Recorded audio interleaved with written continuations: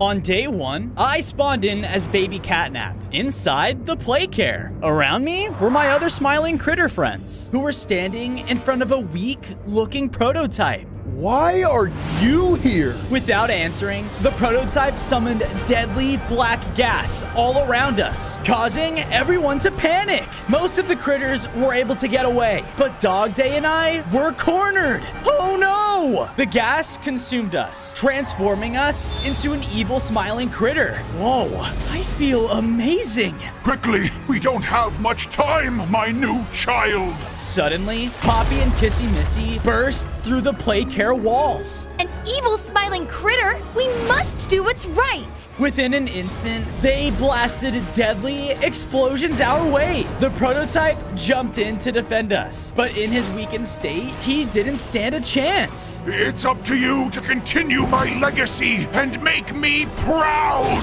He was then killed. No! I tried to use my new powers, but I couldn't control them. Because of this, I accidentally blasted open a hole, which sent me into the unknown. We will find and eliminate you!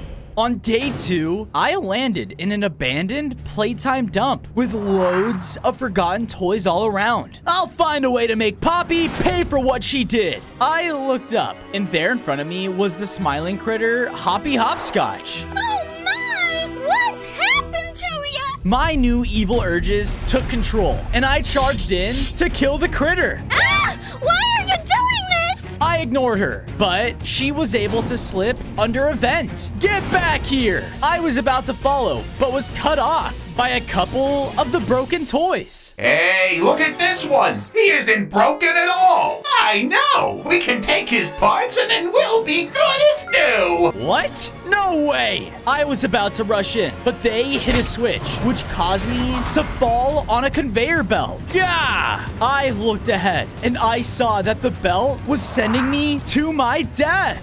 Oh, that's not good. I know! I tried to find a way to escape, but there was just nothing I could do. I was surely done for. On day 3, I was inching my way closer to death. Broken toys were lined up all around the ledge, cheering for my downfall. I can finally have a right thumb. I continued to look around until I saw this belt's generator off to the side. We have to find a way to destroy it. A strange feeling overtook me, causing me to blast out a new evil burst. I blasted it towards the machine, and the belt finally stopped. Oh yeah! Oh, time for backup. I began to run out of the room, but as I found Hoppy Hopscotch hiding away in the corner. There you are! Before Hoppy could react, I charged in and slashed her down. Because of this, her body had merged into mine. We now had Hoppy's head attached to us, 5 more hearts, and a brand new zapping ability.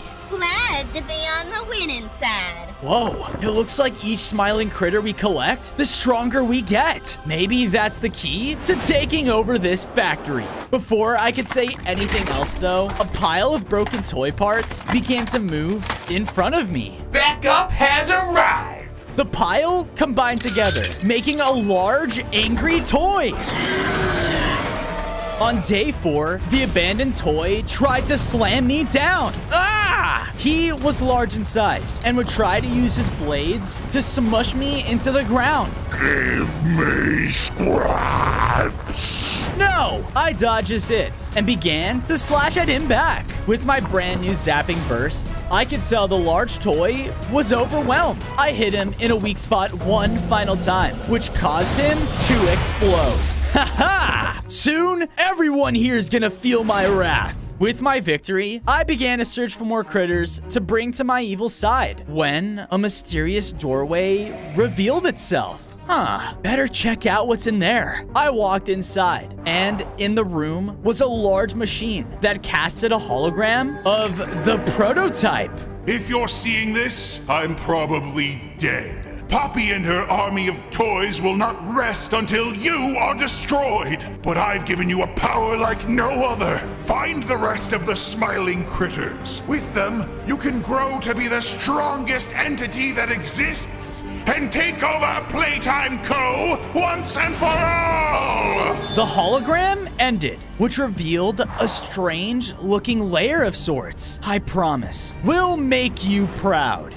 On day 5, we got to work, building up a safe place to stay for our upcoming quest. I knew if I wanted to avenge the prototype, I'd have to be preparing for anything. And done. The start of our evil play care. Let's hunt our next friend. I agreed and left the base immediately in search for the next critter. It wasn't long until I saw Bubba Bubbafin crossing one of the halls. Hey, get back here! I chased after Bubba, but quickly stopped when I saw they ran right into a large Boxy Boo. Glad you're safe, little one. Remember, those evil critters are not your friends anymore. With that, the two of them walked away. Oh, no, you don't. I secretly followed after them until reaching the Playhouse hub. I knew you'd follow me. I turned around, and there above was Bubba. Yeah, and you're gonna join my evil side. No way. They flipped the switch, causing the ground to give out beneath me. Wah! Ah! I had fallen right into Bubba's trap. Welcome to the circus, you clown! Have you looked in the mirror? Let me go. So you can hurt those precious critters? Not a chance! On day 6, the clown jumped over to me and began to slam into me. Ah! Stay away! I blasted him back with my new lightning attacks, but the clown just started to laugh. Oh boy! It just tickles! Okay, plan B. I looked up and shot my powers right at the ceiling. This caused a cave-in, creating a wall that separated us. I looked to my right and saw a vent on the wall and immediately burst through it to escape. I gotta find Bubba, now! I continued my way through the vents, but I could hear the clown's laugh echoing all around me. Get back here! Finally, I was able to find an exit and break free. Now, in front of me was a locked doorway leading back to the Playhouse hub. Well, how do I get back now? Just then, the clown dropped from above. No one leaves my circus, pal! You're about to find out why they call me Tuffy the Clown! Tuffy charged in towards me to attack once again. That's it. I shot at the ceiling again though, but this time, I timed it better. It fell and crumbled right on top of the clown. Oh, shucks! Take that! Upon his death, he dropped a key to escape. Perfect. On day 7, I used the key and found myself back in the Playhouse hub. Bubba was there, shocked to see I escaped. Someone help! Not this time. Bubba began to run away, but I quickly followed after him. He used the hub's cloud props as a way to get higher and higher up, and I can tell he was aiming for an exit. You may be the smartest critter, Bubba, but you're not outsmarting me. I launched an attack at the final cloud, which caused him to fail his jump. Yeah! I was able to make my way back over to him, and he was completely cornered. Please, don't do this. I'm sorry, but this is for the prototype. We charged in and claimed Bubba as our own, which caused us to upgrade. We now had 15 hearts and had Bubba's tail attached to us. I felt way smarter than before and was granted a new elephant stomp attack. Whoa, maybe with my new intelligence, I can outsmart my opponents now. As I said this, Boxy Boo sprang out of his box. Hello, critters! Poppy has grown a team so strong that we'll wipe you out no matter what! We will not let you or the prototype succeed in your plan!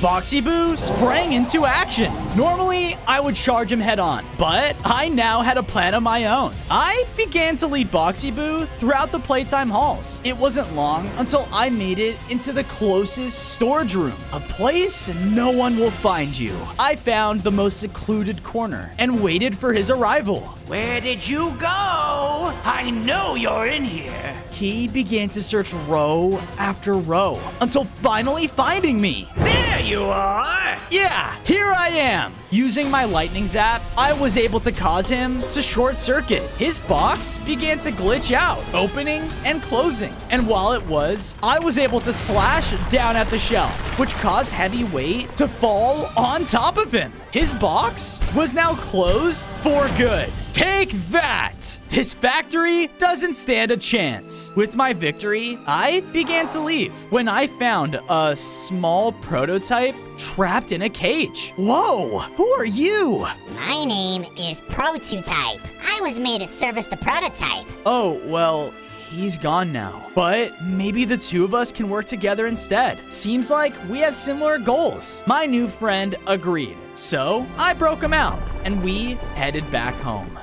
On days 9 to 10, I made it back to base with the prototype. I immediately got to work, building him up his very own home to stay in. Oh yeah, way better than a cage. The prototype only wanted one thing. He wanted this factory to be his. Well, we'll make him proud. Afterwards, I upgraded our play care and themed it even more evil than before. Okay, enough building. We are starving. Yeah, dinner time! Okay. I went to work and began to cook us a full course dinner. One big enough to feed 4 smiling critters. But just when I wasn't paying attention, something quickly ran past me. Huh? I looked back at the table and it was now empty. That had to be Picky Piggy. Great. After leaving the base, I saw that there was a trail of crumbs leading into the unknown. Okay, we better follow it. I did, until reaching the main lobby of the factory. Instead of finding Picky though, Poppy and Kissy entered instead. Oh no, I gotta hide.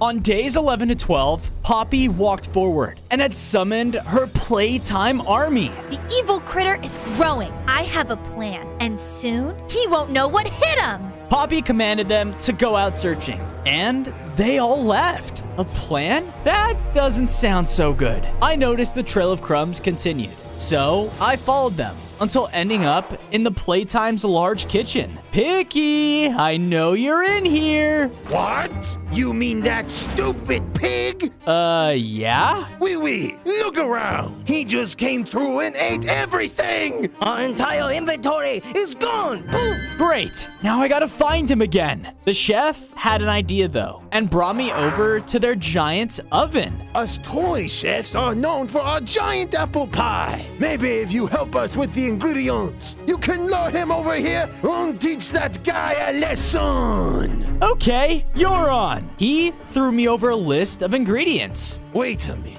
You look familiar.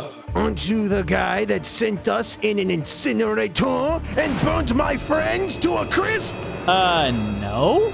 Oh, anyways, bring those back to me ASAP! I left the kitchen and saw the list of ingredients were flour, sugar, and a sacred apple? What even is that? After looking up though, I saw that the flour I was looking for was right in front of me. Bingo! On days 13 to 14, I went over and collected the flour on a shelf. I continued my search and was able to find the sugar inside of a secluded jar. All right, now all I need is that sacred apple. I kept going until finding a sacred-looking cave. Sunlight was beaming down at its center, revealing an apple tree? Whoa, I think I just found it. I began to journey towards it, but was stopped as the ground in front of me had given out. Between me and the tree now was very dangerous lava parkour. Lava? Seriously? Your sacred apples can only be claimed by those strong enough. This apple pie better be delicious. I began to jump on the platforms. The jumps themselves were tough, but I was halfway through already. I think I'm gonna make it. Just then, the platforms behind me began to explode. Oh no! I jumped even faster now, but the destruction was close on my tail. I made the final jump just in time. Okay, too close. Now, give me an apple. I slashed at the sacred tree, which caused a sacred apple to fall right in front of me. Perfect. I was about to pick it up when Miss Delight herself dropped down and took it instead. Oh, how sweet. You know how much teachers love their apples. What? No way, lady. This is mine. Someone needs to teach you manners. She slammed her mace down, trapping me in a cage. And I think detention will do just that. On days 15 to 16, I was thrown inside detention. Let me out!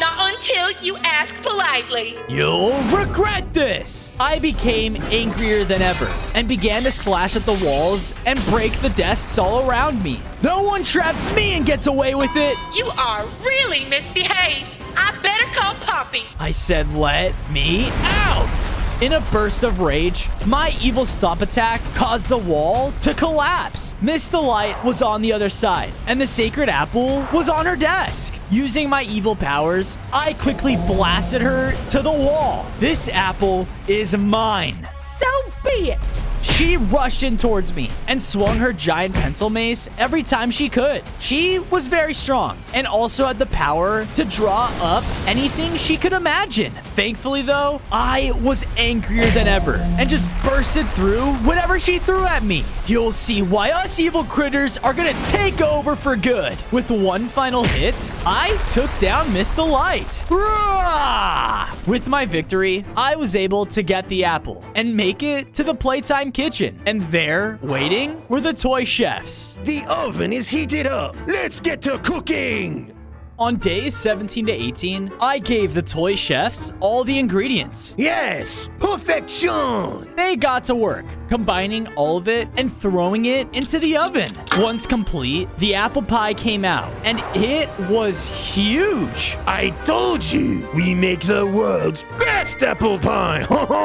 Carry it, boys. They all worked together and placed it in the middle of the kitchen. Okay, now we wait. After hiding away, Picky Piggy quickly entered the kitchen. All this hiding makes me hungry. This amazing, delicious pie will do. Picky fell for my trap and began to eat the pie. No! Viva la France! We charged out together, and Picky was clearly stunned. They had nowhere to go. No, please! I know you critters are still in there somewhere! We aren't, and it's time you join our forces. I slashed at the hungry pig, which caused their body to fuse with ours. I was now larger in size and had 20 hearts. I felt way stronger. I had a crazy aerial chomp attack and felt hungrier than ever. Eat the pie! With my new appetite, I ate the entire pie in one go. Whoa, another critter down. You had to eat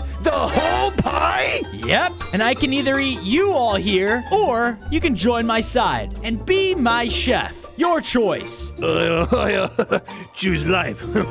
Let's pack our things, boys. On days 19 to 21, I made it back to base with the toy chefs. I quickly built them up a kitchen in the side of the evil playcare, so they could start making me food immediately. Oui. Come on, boys. You heard the boss. As they went off to work, I realized my house needed to be sized up to fit my new form. I added on to the main building, making sure that it had enough room for me. And of course, that it was evil enough. And there, good as new. Suddenly, I began to smell something. I think I got him. Kickin' chicken. He smells delicious. Wait, Kickin' Chicken? The next smiling critter. I followed Picky's nose, which led me all the way to a long jungle gym course. I know you're in here, Kickin'. Come out now and don't waste my time. I heard no response though, so I angrily started to search throughout. Are you here? I looked up. Because the course was still unfinished, it had deadly pits all throughout. But thankfully, I used Poppy's agility to bounce up over the pit and cross it. I quickly leapt over when I heard a noise and something in a nearby tunnel. Kickin'? Oh boy, another toy! I was so scared you were gonna be that crazy evil crit.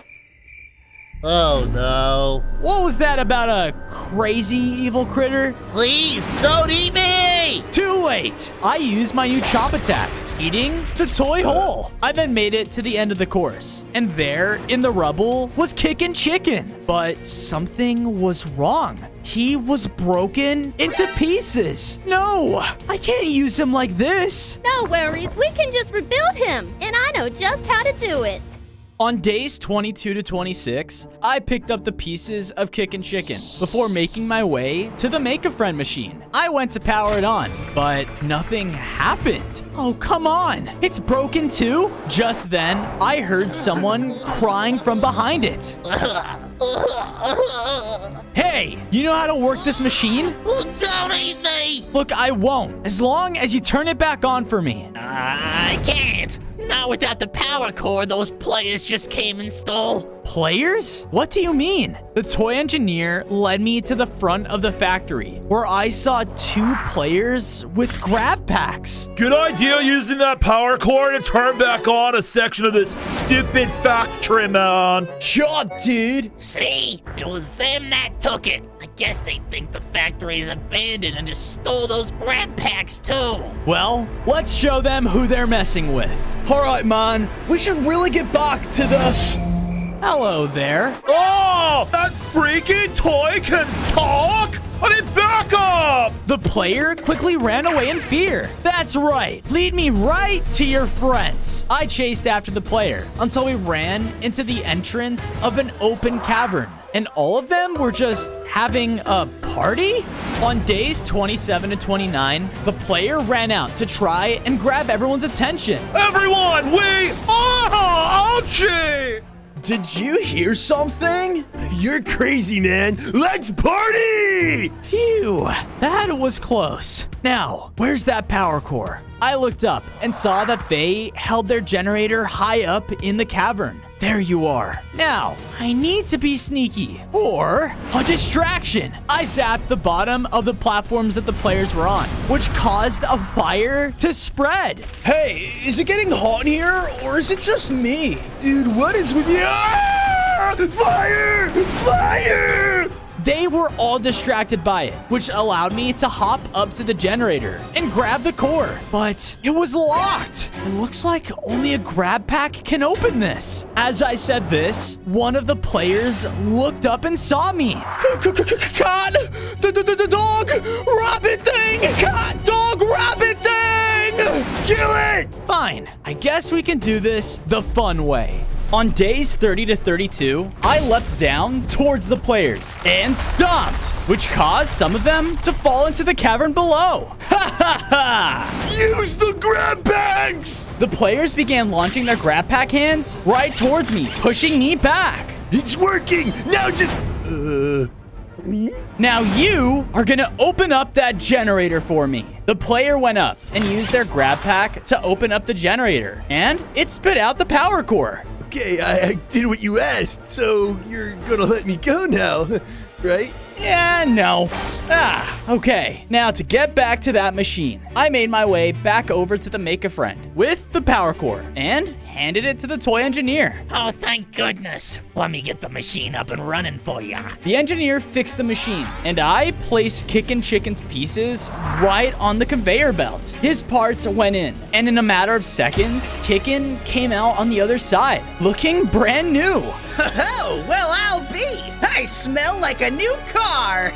Oh, no! Ah! Kickin' Chicken began to run up the machine and onto the conveyor belts. Hey, get back here! On days 33 to 35, I chased after Kickin' along the entire machine's belt. I said, get back here! No! This isn't really you! We used to be friends! He then began to pick up rubber balls that were on the conveyor belt and throw them at me. Yeah! Hey, come on! I'm still your friend. I put you in that machine. That's it! Because I said this, he looked back over at it. He leapt from the belt just before I could reach him. Put me in! Why would I do that? That guy will kill me. Kickin' frustratingly ran into the machine again. What's that gonna do? That! Kickin' emerged from the other side of it in an upgraded, monstrous form. Now I can take you on! I'd like to see you try. We clashed in front of the machine as my claws traded hits with his powerful slashes. I could tell the machine made him very strong, but he was still no match for the prototype's power. Hurrah! No, I can't lose! You're not losing, Kickin'. You're joining the winning side. With that, I clawed into him, finally merging his form with mine. I gained 5 more hearts and a new evil crush attack. Yes! Seems you're smarter than you look. You actually might be useful. Look, please don't kill me. I'll do whatever you ask for.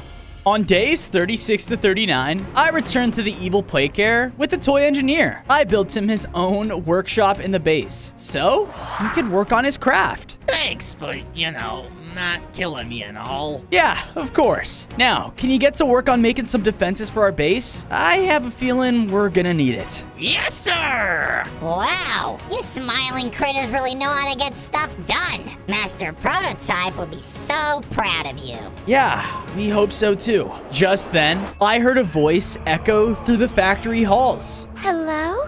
Anybody there? I can hear you. Huh? Who's that? I went out and followed the voice to water treatment, but the large water tank was completely empty. All right, who's here? Ooh, me! I looked down and saw a toy flower. What the? It's you! The evil smiling critter. I heard you're looking for the others, right? Yeah, what do you know about that? I just saw the unicorn critter running past here recently. Crafty Corn? Where did she go? I'll tell you, but first, you gotta get the water running for me again. I need water! Aren't you just a toy flower? Why do you need... I need water! On days 40 to 44, I began to search around water treatment, looking for a way to turn back on the water. Thankfully for me, I was able to find a battery in the hallway. Maybe this could be useful. I looked up and saw a slot for the battery high up. Maybe if I put the battery there, the water tank will fill back up. But how do I get up there? Leave it to me. I used Hoppy's legs to bounce right up to the top of the room. Because of this, I was able to put the battery on and started to hear the area gain power again. Water then started to fill in the tank, but... It's not enough! Need more! Okay. Jeez. I kept looking around until I found another power slide, but where's the other battery? There! I can smell it! I used my new evil crush attack to break through the wall where Dog Day sensed. And sure enough, there it was. Because of this, I placed it down and caused the water tank to fill all the way up as it once was before. Yes! Yes! Yes! The cute little toy then suddenly grew into a full-on plant toy. Whoa! All right! I am a toy of my word! I saw Craftcorn running past and into the car corridors! Sweet! Then I know just where to go. On days 45 to 47, Daisy and I split ways as I made it to the cart corridors. But I didn't see any sign of Crafty Corn. That little liar! Huh? I ran up and watched as Crafty was jetting around in a minecart. Hey, stop!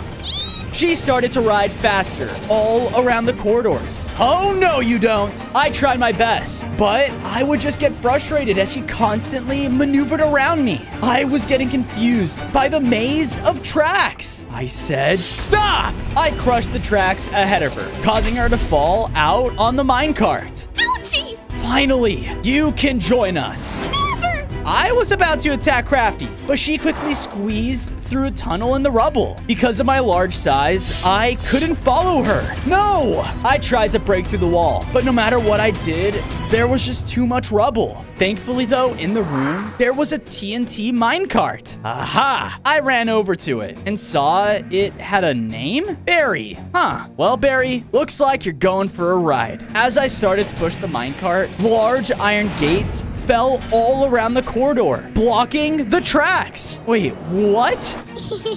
Oh no, I gotta get these gates open, fast! On days 48 to 52, looking around the cart corridors, I saw multiple switches. I flipped one of them, causing the first gate to open. Yes, but as I did this, a few of Poppy's henchmen started to come into the area. Stop this at once. Poppy demands it. Leave me alone! I rushed in to start fighting the mini Kissies with all of my abilities. They were tough in numbers, but with enough fighting, I was able to take them down. I made it over to the second switch and flipped it, raising the next gate. But as I did this, some of the Kissies were making a break for the berry. Oh, no you don't! I quickly zapped and clawed away at all of them. You guys are annoying! Then, after I went over and found the last switch where the final Missy Kissy was. You won't get away with this. Poppy has plans for you. Yeah, well, when I unite with all of the critters, she won't stand a chance. The Kissy started to run away in fear, but I took her down. I flipped the last switch on, finally opening the way for Barry. Once the cart was on the track, it crashed into the rubble, causing it to explode and open up the passageway. Next up, Crafty Corn. On days 53 to 56, I made my way down the hall into a large storage room where I saw no other exits. Oh, Crafty, I know you're in here. I then saw an item fall from one of the shelves. There you are. I began to jump up and claw at her as she began to jump between the shelves. Rah! Her small form allowed her to escape my grasps, but I knew she wouldn't be able to keep this up forever. We both then heard a loud rumbling coming down the hallway, and what was causing it was a large caterpillar puppy? What the? Do you want to play with PJ? PJ started to charge towards me. Ah! What even are you? The caterpillar's excitement was causing massive destruction around the room, and he just kept crawling around trying to chase me. Come on! PJ wants to play! Well, I don't want to play with you! I clawed into one of the shelves, causing it to fall over and disorient him. With this opportunity, I was able to hide behind it. Okay, how am I supposed to get rid of this thing? Forget it. I just need to grab Crafty and... Oh, PJ, look, he's over there! Oh, not again. On days 57 to 59, we began to fight. I had no other choice now but to try and take down PJ. My attacks were actually hurting him, but he was so excited and just thought we were playing. Fun, fun, fun! How are you gonna take down Poppy if you can't even deal with a little puppy dog? In my anger, I shot out an attack that finally knocked Crafty down onto the ground. PJ used the opening, though, to slam into me again. Yeah! That's right. You want it, boy? Yes, yes, yes. I threw the ball back down the hallway, causing PJ to sprint after it. Finally! Now, what I came here for. You can't do this! I'm sorry, Crafty, but I have to finish what the prototype started. This factory will be ours. I hit Crafty Corn, finally causing her form to merge into mine. I gained 5 more hearts. And with Crafty's horn, I could shoot out an evil beam attack. Haha! Yes! Now one step closer to my goal. And just one more critter left. On days 60 to 63, I made it safely back to base, and the toy engineer ran up to me. Hey, I got those defenses built for you if you're ready to put them in place. I began adding on to my home and building up the engineer's defenses to be much more intimidating and a fitting place the prototype would really be proud of. I hope I make you proud. As I stood back to admire my work, I heard someone barreling down the hallway. PJ? The caterpillar ran up to me, and I got ready to fight when he dropped the ball back down. Okay. I threw the ball again, and he chased after it. Wait, I have an idea. I built up PJ an evil doghouse to stay in at the base. You know, it's probably a good idea to have a guard dog after all. Oh! He quickly ran in and looked very happy with his new home. All right, now to find the last smiling critter. You mean Bobby Bearhug? I remember he used to hide in the CEO's office all the time when we would play. He should be there now. nice thinking. I roamed around the factory until finally arriving at the office. Elliot Ludwig, CEO. Ha, what a joke. I tried to go in, but the door was locked? Seriously? Then I heard someone snickering behind me. Looking for this? Hey, get back here! On days 64 to 68, I chased the mini Kissy down the hall. And when I had the opportunity, I blasted at them with my new evil beam. Aha! I'll be taking that. I picked it up. But as I looked around, I noticed I was in a strange room with a box for a toy? Huh? Do you know this place? Poppy, show yourself! This was the place the prototype kept me in for years. He is evil in its purest form. This is your last chance to stop what you're doing and join us. Never! I'm gonna carry out his mission. Then so be it. Mini Kissies then started to appear all around the room. I told you, I'm not scared of you. But then, more and more of them began to flood in. Okay, well, that's a lot of you. I quickly began to run back towards Ludwig's office as the horde of mini Kissies began to chase after me. Come on, come on! I burst into the room and locked it behind me before any of them could come in. Okay, so Poppy and Kissy's forces are getting stronger. I gotta find Bobby and get more powerful fast. I looked around the office, but quickly noticed that Bobby wasn't there. I thought you said he would be here. Calm down! Look under the desk! I did as she said and found a button hidden in the desk. I hit it, which caused a secret doorway to open up. There you are. I ran down until I entered a room where Bobby was standing in front of a pit. Haha! Nowhere to run, Bobby. No, no! I rushed in, but before I could get to him, a long arm reached out and pulled Bobby in. Hey! On days 69 to 73, I leapt down into the pit and saw that I landed into a colorful game room. What is this? I looked up and saw that in a separate room was Bobby being held by Mommy Longlegs. Hey, give him to me! No, this toy is my child now. That is, unless you want to play a game for him. Ugh, fine. Oh, goody. All you have to do is hit the bottom that matches the color on the screen. I looked over as the screen suddenly changed to be red, and I quickly hit the red button. Just like that. Now, if you get everything correct, we can talk about Bobby here. But if you mess up just once, there will be consequences. Okay, I get it. Let's just hurry this up, all right? Be careful what you ask for. The screen quickly began to change colors, and I hit the buttons, matching it as fast as I could. The speed of the game kept getting faster, though, and I was barely able to keep up. Isn't this supposed to be a kid's game? Suddenly, the screen changed to be a ton of different colors at once. Hey, no fair! You failed. Get him, Bunzo. Huh? I looked up just in time to see a bunny toy falling towards me. On days 74 to 77, Bunzo began hopping around the room, clanging his cymbals at me and completely disorienting me. Yeah! He would use openings to hit me every chance he could and became increasingly annoying. I spun around, blasting my evil beam all around, and was able to take him down in one hit. Ha ha! Oh, you think this is funny? I don't think I like your temper. I'll be holding on to him if you don't mind. Give me Bobby. Mommy then ran out of the observation room. Hey! I jumped up and burst through the glass to chase right after her. I ran until making it into the large, open game station. Where'd you go? Suddenly, I was covered and trapped in webs. Gah! Ha! You'll never rule the factory like that. Can't we just hug this out? No! I angrily clawed out of the webs. You won't give me Bobby? Fine, I'll just take him from you. You're welcome to try, you brat.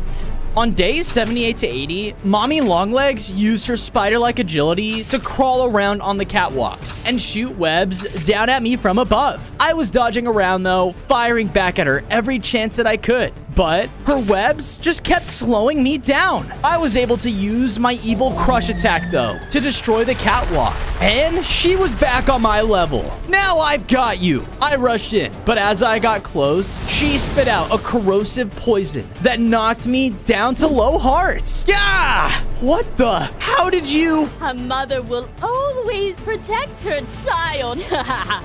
I'm not your child! Bobby bit into Mommy Longlegs, which caused her to drop him. Ah, why, you little! She shot out webs that completely entrapped Bobby. Our fight continued, but I had an idea. I looked up and shot out another beam, breaking the supports to the control room right above her. Oh no! Yes! I went over and stood in front of the trapped Bobby. So, you finally ready to join us? Yes. On days 81 to 85, I clawed Bobby out of the webs and was about to corrupt him when he bit me. Ow! I'll never join you! He used this opportunity to run out of the game station. Where are you going? It's over, Bobby. Just join us. Please, I know you're still in there. You won't hurt me. Ah! Bobby ran into a side room and hurried down the stairway. I don't want to die. I don't want to die!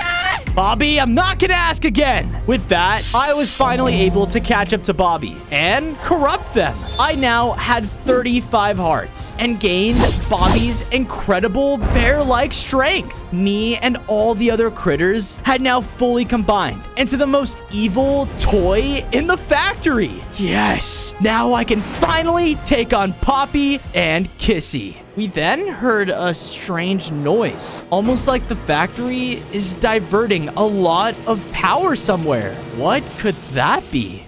On days 86 to 90, I followed the strange noises, which led me back to the Make-A-Friend machine. But now, Poppy and Kissy were using the machine to mass produce their army. Yes! Yes! Finally, we can overthrow those evil critters and get rid of the prototype's influence once and for all. Not if I get rid of you first. I was about to rush in and attack, but then Mini Kissy came from out of nowhere. Poppy, we found the evil Playcare. Our forces are attacking it as we speak. What? I then heard a bark echo down the hall. Intruder! Intruders! Oh no, PJ, in my home! On days 91 to 94, I rushed back to the evil Playcare, where I saw that some of the Mini Kissies had begun to destroy the place, and they cornered my friends. Stay back, or the evil critter will eat you all. Well, he's not here, is he? That's what you think. Get him! They tried to rush in, but with my new strength, I instantly took down the group. Rah! Oh, thank goodness. I thought we were done for. They killed all the others. It's only me and PJ left. It's all right. I'm here now. And together, we're gonna get rid of Poppy and her army once and for all. Right. Now, what's the plan? Oh, evil critter. Get out here now! Just follow my lead.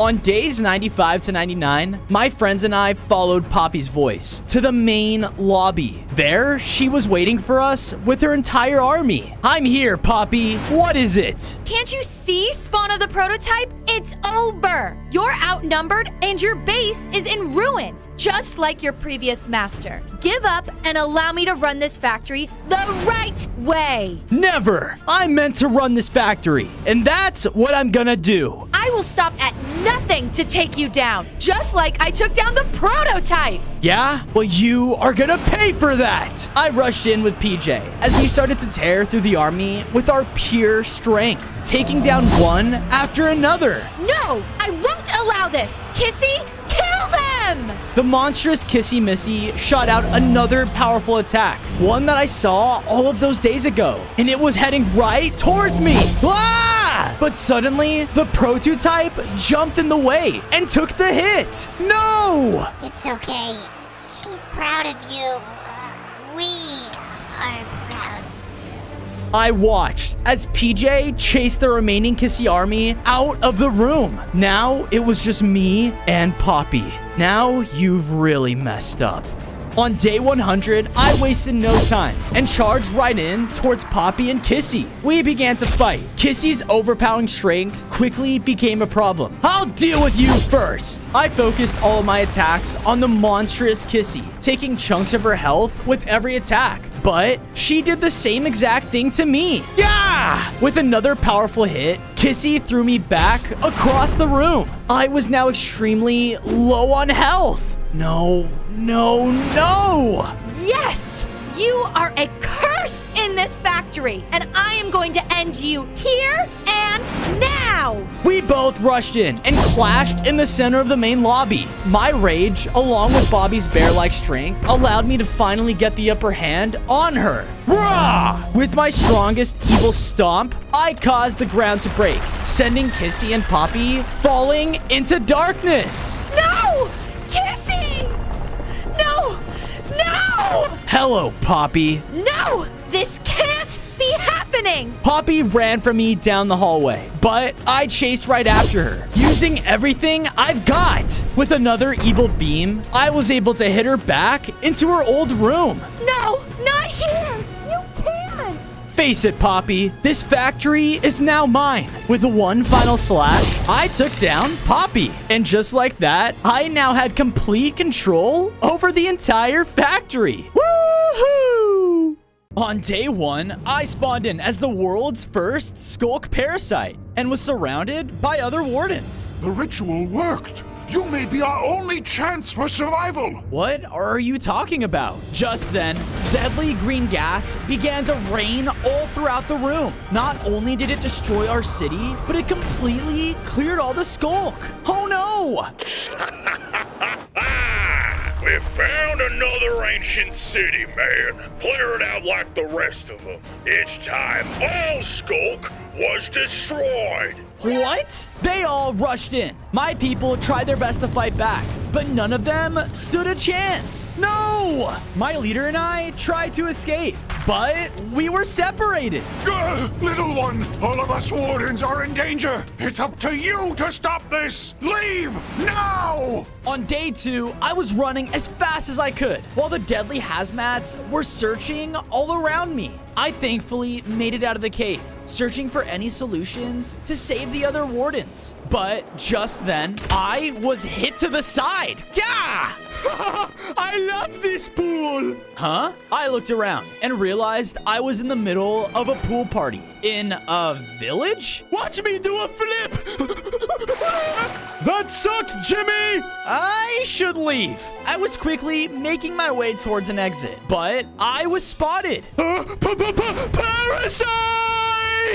Oh no! Everyone all around me began to panic, and I tried my best to escape, but a lifeguard cut me off. Time to die! Ah! He tried to slash me down, but out of fear, I blasted out a strange Skulk attack. What's happening?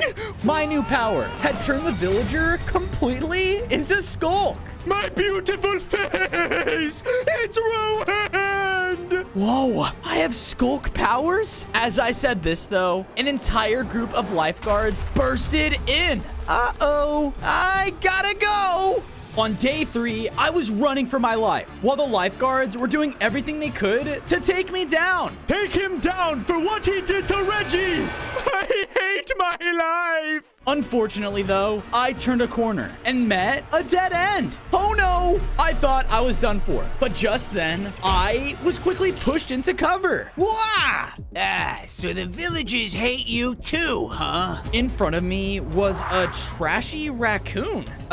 You're not afraid of me? No, pal. I know what it's like being treated like a monster. Come on, I'll help you. I followed the raccoon, and he was actually bringing me to an exit. But just then, I felt something calling to me. I looked over and saw a strange heart at the center of the village. Whoa, what's that? I had the urge to grab it, so I made a run for it. Wait, what are you doing? I didn't care, but because of my recklessness, the lifeguards spotted me again. There he is! Get him! Ah! Thankfully, before they could catch me, I reached the strange heart. On day 4, I touched the heart, which caused it to corrupt into a Skulk one. The entire landscape around me began to shake and began turning into Skulk. What? Not our pool party! Everyone, run! All the villagers ran terrified as the entire village had transformed. Because of this, my body began to change. I grew larger in size, now had 10 hearts, and felt stronger than ever. Whoa, what just happened to me? Whoa! You just infected a biome heart! What's that? The raccoon signaled me to follow him, and I did, until we reached a strange area with 6 different pillars, and one of them was Skulkified. There are 6 different biome hearts throughout the world, each having the power of controlling its entire climate. It looks like the more Skulk I spread, the stronger I get. Time to find and infect the other 5 hearts, so I can become the strongest parasite in the world and take those hazmat men down. On day 5, I formed a team with the raccoon. We instantly went to work in making this place our new home. I made sure to theme my house with Skulk and other blocks to make it feel like my old ancient city. I looked over and saw that the raccoon had made himself his own dump as well. So, you're okay with me kind of transforming the world in Skulk and stuff? Why not? Everyone's treated me like trash, so as long as I can have my food, I'm good. The name's Sly. Nice to formally meet you. With that, I went out searching for the next heart, but suddenly I was shot by a poison dart? Yeah! What the? I turned over to see a small little tiki head. Take that, loser! Hey, get back here! I chased after the tiki, and it wasn't long until I cut it off. What's your deal, man? Okay, boys, now! The leaves all around us began to move, and I quickly saw that I was surrounded. Oh no! They all began to shoot out deadly darts towards me, and within seconds, I passed out. On day 6, I woke up on a beach. My head. I looked around and saw that I was in a small little camp area with the tiki heads all around. Looks like we got a successful hunt. Once we cook this thing up, we'll finally have dinner. What? I immediately broke free with my new Skulk Slash attack and began to leave. But as I was, I noticed just how weak everyone here was. I miss my old home. Leave me alone, you dumb seagull! Not my problem. That power you just used, you are strong. Yeah, and you're lucky I'm not taking all of you down. Now get out of my way. Please, we need help. Curious, I followed their lead tiki head until arriving at a temple far into the desert. That place used to be our home, but we were kicked out of it by savages! We've lost everything, including our biome heart. Wait, another biome heart is in there? Okay, how about a deal? I'll help you get your home back, but the heart is mine. The leader agreed, so I immediately stepped foot into the temple. But as I did, the ground beneath me gave out. I looked around and saw the tiki head's entire place was now filthier than ever and run by rats? Oh, I love trash. Trash is great. Oh no. Now, what do we have here? An intruder? Their Rat King jumped down in front of me, revealing the Desert Heart. You're the intruders here. Now leave before I make you leave. The rat liked my confidence and brought me to a large, dangerous room. In front of us was a deadly cheese-themed obstacle course. And if you fell, you'd fall right into molten cheese. Fun. Oh, I like your attitude. So, how's about a game? You win, we all leave. But if I win, you're my servant forever! You're on! With that, the two of us lined up at the starting line, and one of the rats sounded off the horn. Begin! We both started the course, and it was very dangerous. There were even cheese balls that shot out from the wall. Yeah! Oh, someone can't handle the cheese, baby! Take this! With the one bite, the king ate an entire platform. Hey, not fair! I surely thought I was gonna lose, but I had an idea. I shot out my Skulk Blast attack, which turned one of the platforms into Skulk and made the king stuck. What the? Because of this, I made one final jump and completed the course before him. Haha! I did it! No, I don't lose! I never lose! Well, you did. So a deal's a deal. Never! This is my kingdom, and I won't let a parasite like you take it from me!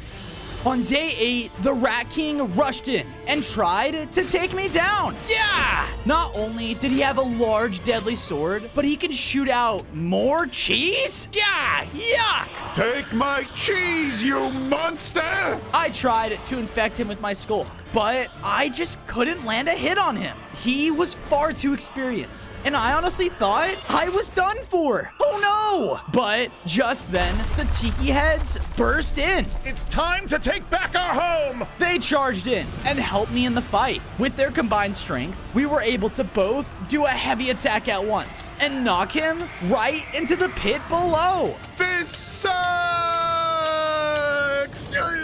All of the rats saw this and immediately left. But because of our battle, the entire room was destroyed. No! Our home! It's destroyed! Well, how about I give you a new place to stay? The Tikis were happy and let me take their biome heart. I went over and infected it, which caused the entire area to spread with Skulk. Because of this, I began to grow even stronger. I now had 15 hearts and could perform my very own Skulk explosions. Haha, sweet. But I was then interrupted by a large blast. Oh no, I went in cover as the hazmat men made it into the room. That parasite, it isn't far. If we don't take it down now, everything we've worked for will be for nothing. Get searching. His men went searching, and I had an idea. I blasted my parasite ability right at their leader, trying to infect him. But nothing happened? He's protected by his hazmat suit.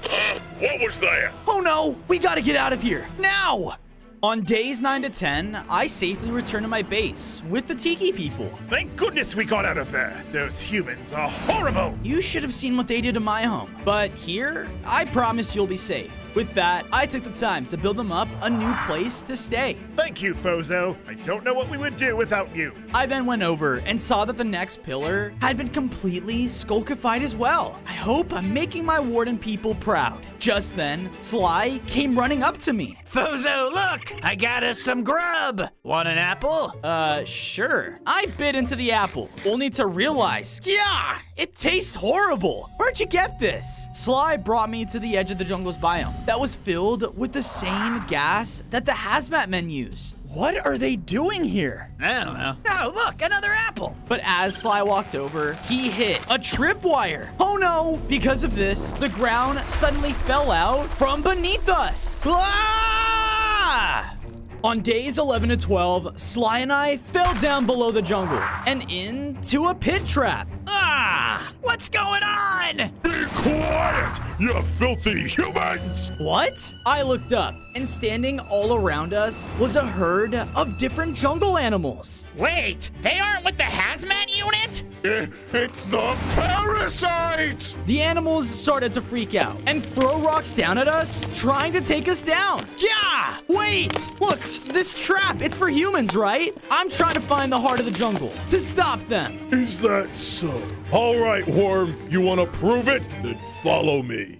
I went with the elephant as he brought me to another part of the jungle, which was clouded in disgusting smoke. What is this stuff? The hazmat unit has set up these smoke machines throughout the forest to push out all of us animals to look for the heart.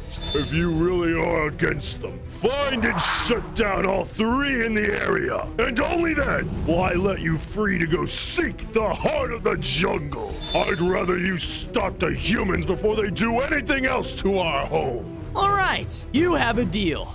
On days 13 to 14, I began to run around the jungle, fighting through the powerful smoke.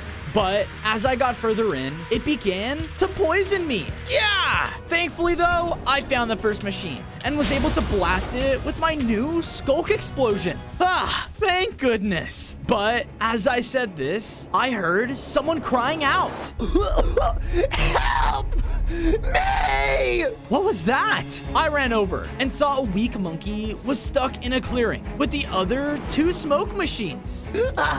I can't breathe.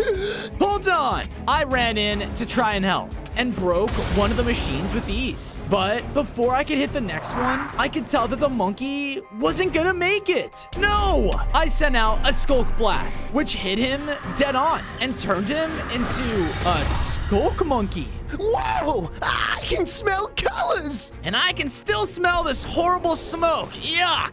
I blasted the final machine, causing all the poisonous smoke in the area to go away. Phew! Hey, thanks, bro. I was for sure gonna. So, you're not mad that I kind of just infected you? Are you kidding me? This is awesome! All right. With that, the 2 of us returned to the other animals. Oh, well. It seems you've proven yourself, Parasite. You are free to go. I'll show you to the heart of the jungle. It's this way. On days 15 to 16, I journeyed through the jungle as the Skulk Monkey happily led me in his new form. This is sick! Can I do that little skulky thing you did back there too? Don't get ahead of yourself there. I just need to know where that heart is. Well, you're in luck, because we're here! I looked over and saw the entrance to an ominous jungle temple. Whoa. Pretty sick, right? The heart should just be in there. Sounds easy enough. I ran inside, but the second I did, I heard, what was that? Oh yeah, I forgot. Run! TNT started to explode everywhere around the entrance as I triggered one of its traps. Ah! I started running deeper in, knowing I couldn't let anything stop me from getting to the heart. Arrows and more traps flew around until I finally made it to the final hallway. And there in the room was the heart of the jungle. Yes! Oh no, I dashed forward as the floor below me began to fall away into a deadly pit. Great, another one! Thankfully though, I was just fast enough to make it into the room before the hallway was completely destroyed. Thank goodness. Now for the heart. But as I turned around, 2 large knight statues in the room came to life. Oh, come on! On days 17 to 18, the knights wasted no time and rushed in to attack me. I did my best to fight back, but their stone forms resisted all of my hits. They were just too strong. They came in to hit me again, but one of them was hit from the back. I got you, bro! Wait, what are you doing? I'm helping, just like you helped me! As he said this, though, he was slashed down by one of the knights, nearly taking him out.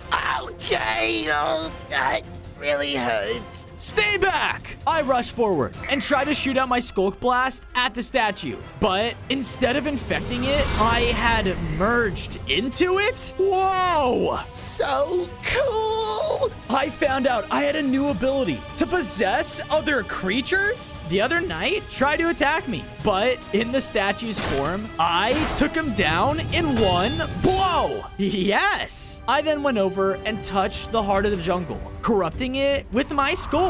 In a burst of energy, the entire temple was Skulkified, and I began to upgrade. I gained 5 more hearts, and now had full control of my Skulk Infection attack. Yes, I did it! All thanks to me, of course. All right there, pal. Yeah, you did pretty good. You know, I could use someone like you on my side. What do you say? On days 19 to 21, I returned to my base with the Skulk Monkey. I got to work building him up a nice Skulkified jungle home so that he could get used to his new powers. There you go. I hope you like it. Like it? I love it! After that, I went over and noticed that the jungle pillar in the base had been corrupted with Skulk as well. Yes, 3 down, 3 to go. all this work sure does make me hungry. Want another apple? No, thank you. I'm not falling for that again. I left the base in search of some food when I came to the shoreline, and as I approached it, I saw an active pirate ship docked nearby. Today's me lucky day. I finally found the ancient treasure map that leads to the heart of the ocean. Let's set sail! The heart of the ocean? I gotta get that map. Before the ship could sail from the river into the ocean, though, I started to swim right behind it and was able to climb on just in time. On days 22 to 26, I snuck onto the pirate ship. The pirate crew was going around, minding their own business. Rock, paper, scissors, shoot! Our man, it always be ending in a tie. While they were distracted, I snuck around the dock and slipped into the captain's quarters. There, I had found the treasure map that was leading right to the heart of the sea. All right. I went up to take it, but before I could, I heard the door behind me open. What do ye think you're doing? I looked and saw that the captain had entered the quarters. Room service? Before the captain could react, I used my newly improved Skulk Blast to possess and take control of him. Oh, hey, so this is what being human feels like. Right as I said this, the door opened again, and this time it was by the captain's first mate. Are ye ready to sail, Captain? Yep. Don't you mean? Yar! Oh, right. Yar! Yep. Let's sail. On days 27 to 29, I was sailing with the pirate crew right towards the ocean heart. As we were sailing, though, the crew started to seem suspicious of me. Captain, you seem off. Your voice is different and you're not doing what you usually do. Oh, I am, sick. That's it. Really? Well, we know just the thing to make ye feel better. The crew pulled something out of the table and gave me a bunch of milk. You love drinking all your milk.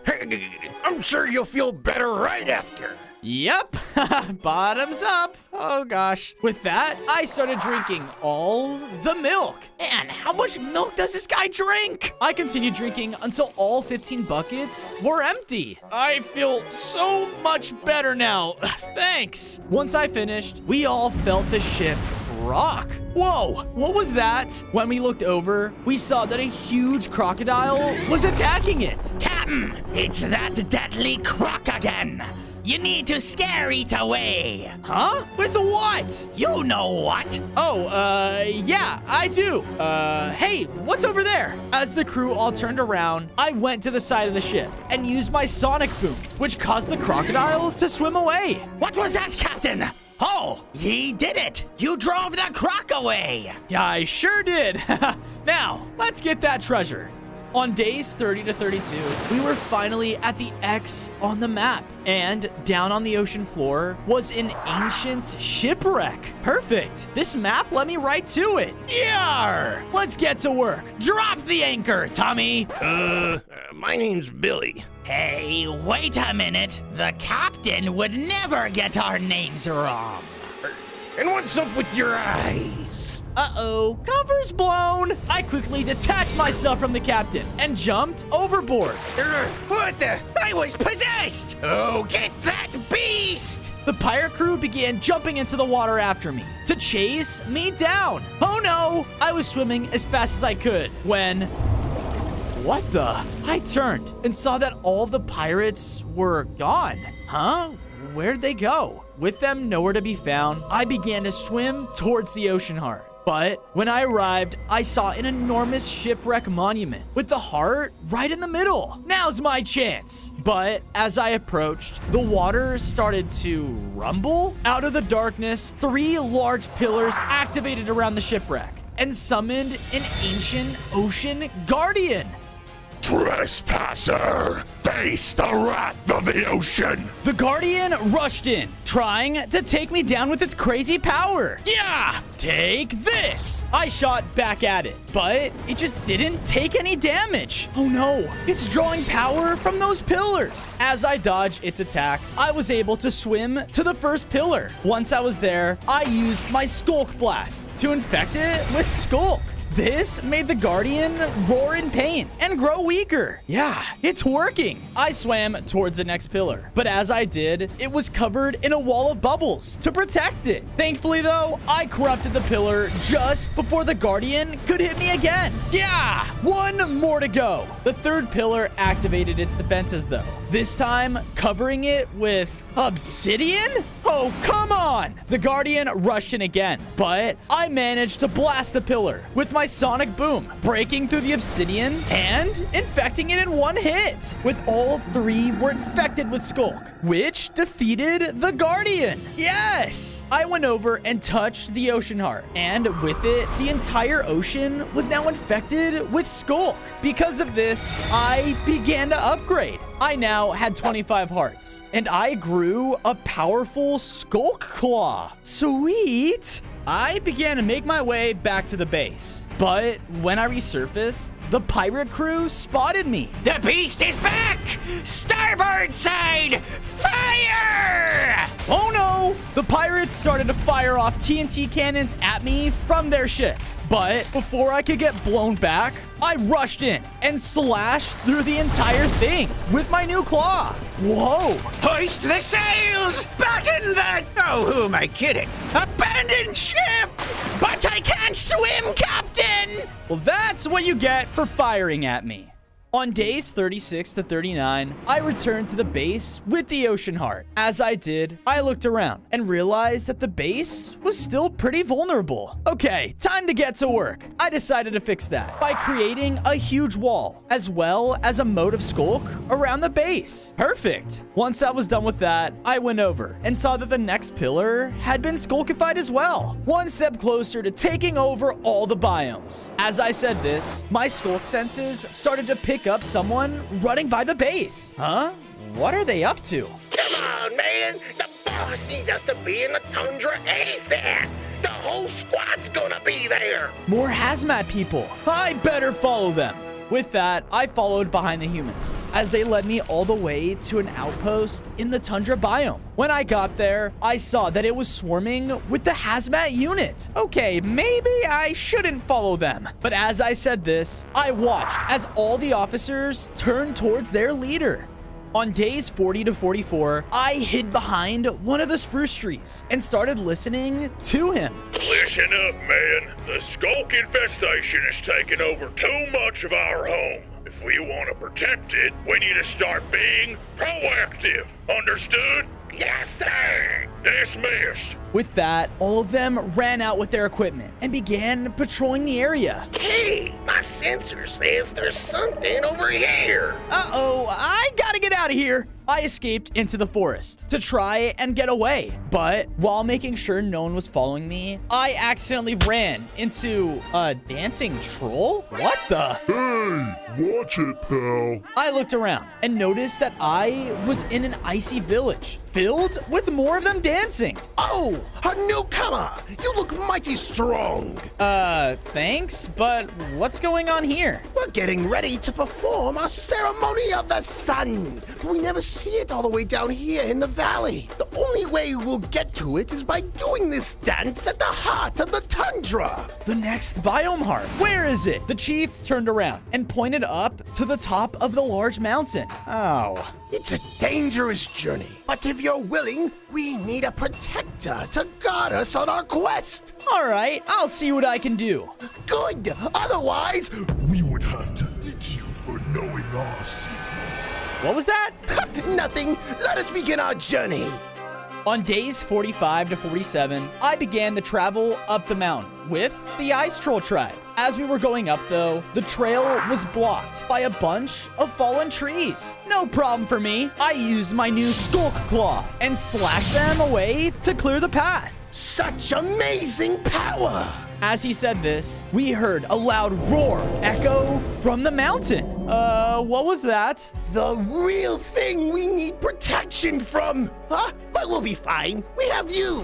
Eventually, we were able to arrive at the top. And there on its peak was the heart of the tundra. Yeah, but as I went to run towards it, another roar echoed out, causing a heavy blizzard and the heart to be completely encased in ice. No, wait a sec. You guys worship the sun, right? Can't you just like thaw it? We cannot anger the beast of the mountain. I can't do anything until they are dealt with. Do I have to do everything here? Oh, we could eat you instead. No, okay, I'll deal with it. Where do I find this beast?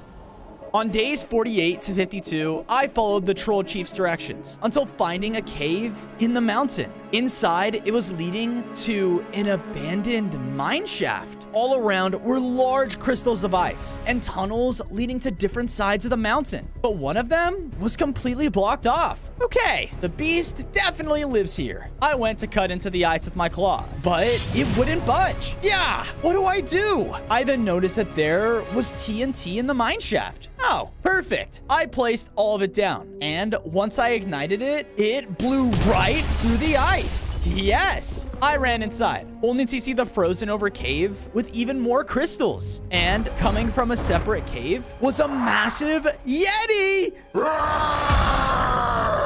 Who's blowing up my cave? Get out! That's the ice beast, all right. He rushed in to attack, as I did everything I could to keep him away. But his brute strength completely overpowered me. Ah! I knew I had to buy some time to think. So I dodged his next attack and ran down another tunnel. No! Don't go in there! On days 53 to 56, I ran into the next cave, only to see a tiny cave spider warming up next to a campfire? What the? Don't hurt Jeffrey! Wait, you're a literal beast. You care about this poor little spider? I'm not just a beast. I have feelings too, you know. I just wanted a friend, and poor Jeffrey here gets too cold up on the mountain. Okay, well, how about this? If I can help Jeffrey be more comfortable, will you let me take the heart of the tundra? Please, I'm so cold. You got yourself a deal. I'll do anything for Jeffrey. I went over and used my Skulk Blast to transform Jeffrey into a warden spider. Whoa, I'm so warm now. Yep, with the Skulk, you can withstand anything, even lava. Yay, Jeffrey! Thank you. I promise I won't stop you from taking the heart. Yes. With that, I went back up to the trolls at the mountain peak. Fozo? You're alive! And you killed the beast? Yeah, totally. But anyway, look, can you unthaw the heart now? We're on it! The troll then gathered around the heart and began their ceremonial dance. As they did, the snow began to fade as the skies cleared to reveal the sun. Yeah, it's working. And with that, the heart of the tundra became completely unthawed. On days 57 to 59, I ran up and touched the heart, infecting it with my Skulk. In an instant, the mountainous tundra was completely skulkified. I began to upgrade again. I now had 30 hearts and a brand new paralyzing bite attack. Yes, we did it. Ah, the beautiful sun. What a marvelous day. But before we could celebrate, the hazmat unit came storming in. There they are! Get them! The humans rushed in and began to shoot us with their crazy weapons. And some of them were running towards the trolls. Hey, stay away from them! I ran up and used my new paralyzing bite attack, forcing them to freeze up. What is happening? With that, I created an opening for me and the trolls to escape this way. We thankfully made it down the mountain and safely escaped from the hazmat unit. Phew. Thank you, Fozo. We are forever in your debt for helping us see the sun. Oh, and we promise not to eat you. Nice. On day 60 to 63, I brought the ice troll back to my base. Together, we built them up a nice shrine to live in. The sun! It shines so beautifully here! Well, I'm glad you like it. I then went over and saw that the 5th pillar had been completely corrupted by Skulk. Yes, just one more to go. I just hope I'll be strong enough to stop the hazmat unit once and for all. You will, Fozo. I believe in you. But where do we find the last biome heart? It's not like it's just gonna fall into your hands. Suddenly, as he said this, a large tree began to walk into our base. Where is the Skulk parasite? That'll be me, but who's asking? I have come all the way from my swamp to ask for your help. The heart of the swamp. It's in danger. Well, would you look at that? All right, lead the way. The large treant led me all the way to his Swamp Grove home. And there in the middle was the heart of the swamp. Yes! On days 64 to 68, I ran right up to the heart to corrupt it. But as I reached it, my tentacle just passed right through it? What the? What's going on? That is a trick from the Mother Witch. Her illusions are so powerful it tricked even us. She has taken the heart, and in her hands, there's no telling what she would make of our home. And you're okay with me taking it? After seeing what the humans have done, the world needs to be cleaned by your Skulk. The treant then passed me a list of ingredients for a potion. With that potion, you will be able to stop the witch from casting any of her illusions. Without it, no one in the world will stand a chance against her. All right, I'm on it. I went out in search of the ingredients for the Hex Potion. A red mushroom, drip leaf, and a mantis antenna. Sounds easy enough. I went around the swamp gathering some red mushrooms and drip leaf. Oh, hey there, little guy. Have you seen any praying mantis around? Oh, what a friend you are! The scared mantis then started to run away. Hey, get back here! On days 69 to 73, I began to chase after the mantis as it used its small size to slip around the brush in the swamp. Come on! I just need an antenna! Get lost, loser!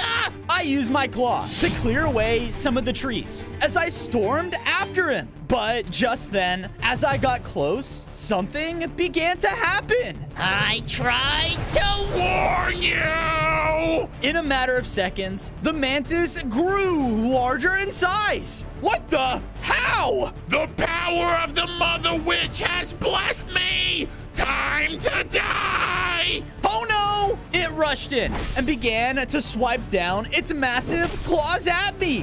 Whoa! I dodged around the best I could, but it was extremely strong. From all the fighting, though, the mantis had slashed open a large crevice in the ground, which gave me an idea. I waited until having the perfect window to knock it right into the hole. Because of this, the mantis fell to its death. What a cruel world! Yes! With that, I collected my prize, the mantis antenna. Nice. Time to head back. I made my way back to the Treant's Grove and handed over all of the ingredients. With their help, I was able to finally make the Hex Potion. Good work, but just remember, you only have one shot at this, so don't waste it. I won't. That heart is as good as mine. Now, where's the Mother Witch? I went with the treant as he brought me to the center of the swamp. And there, in a small pond, was a simple witch's hut. The mother of all witches lives here? You will see. She's not what she seems. I walked up to the entrance, and as I did, I was suddenly brought into a huge swamp maze. Whoa! Oh, I get it now. The pretty little parasite has finally decided to grace my home. Yeah, and I'm gonna take the heart back no matter what illusions you throw at me. So bring it on. Be careful what you wish for. Get him! Suddenly, appearing in the hallway in front of me was a spectral hand? Nice try. Your illusions won't. Yeah! What the? This one hurts? I began to run through the maze, and more of the hands appeared, trying to grab me. Stay back! I was chased until I arrived at a hallway with floating platforms over a pit of darkness. Here goes nothing. I had to jump between the platforms and the hands floating behind me, trying to push me off every chance they got. But when I made it to the final platform, the jump was just way too far. Uh-oh! One of the hands came up behind me and shoved me off into the pit. Ah! Wait, what? Am I floating? Suddenly, the floor's illusion disappeared, revealing a solid floor. All right, you've entertained me enough. I'll see you in my chamber now. Ahead of me, the maze wall opened to reveal a room with the witch and the heart of the swamp. On days 78 to 80, I hesitantly walked into the chamber, ready for anything. Why did you just let me in here? What are you planning? You insult me in my own home? This is no trick, just giving you a fair fight. What do you mean? If you can hit me with that potion of yours in one throw, I won't resist. Wait, how did you? I know everything that happens in my home, dearie. Now, if you miss, I get to boil you into the perfect skulk potion. Do we have a deal? This has to be the stupidest deal you've ever made. Deal! With that, the witch suddenly disappeared and made 3 illusions of herself all around the room. Of course. Now, throw your potion, pretty. I'm waiting. I spun around the room, trying to look for any sign of the real witch. When, that's it! I tuned into my warden senses and saw that the real witch was you. I blasted through the wall and threw my potion towards the invisible witch, which caused it to break her entire illusion. Yes! Because of this, the whole chamber's illusion faded and brought us back outside the witch's hut. No! You monster! I'll kill you! On days 81 to 85, the witch instantly began to blast me with her magic, shoving me back. Yeah! Hey, what happened to our deal? There is no deal, and that stupid potion of yours only works on my illusions. I can kill you with this. I began to run around as the witch constantly barraged me with bolts of powerful magic, and each hit hurt me a lot.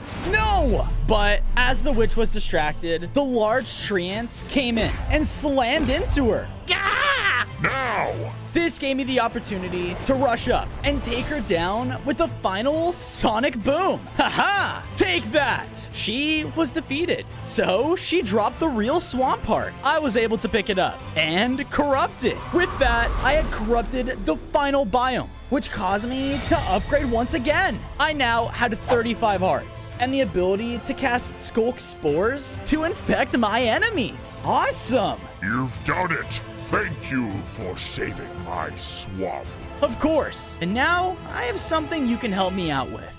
On days 86 to 90, I was on my way back to my base with the treants when I heard the sounds of heavy machinery nearby. What was that? I started to follow the sound until I finally came to the main hazmat base. What are they doing here? Look, man, we have one more chance to save our home from the parasite. Here, we will defend the world heart. I looked over and saw that their base was built around a final large heart. No. This is the last place the vile creature needs to truly infect the world. We're the last line of defense. And we still have one last trump card. The leader then stood over, where I saw that he had multiple men guarding. My warden leader! No! Don't act like you're defending yourselves. You attacked us first. Shut it, freak! The officer then blasted the elder with gas, making him weaker than ever. That's enough out of you. Now you can watch as your stupid creation dies by my hands. We're gonna go and take that parasite down once and for all. Who's with me? The hazmat people began to cheer, and right after, began to grab their weapons to defend the world heart. I can't let this happen. I have to do something. But when I was about to run in, one of the hazmats saw me. Hey, the Warren Parasite! He's over here! Before he could call anyone else, though, I shot out my new Skulk Spores, which pierced his gas mask. Man, I feel funny. It wasn't enough to take full control of him, but the spores were able to put him asleep. Yeehaw!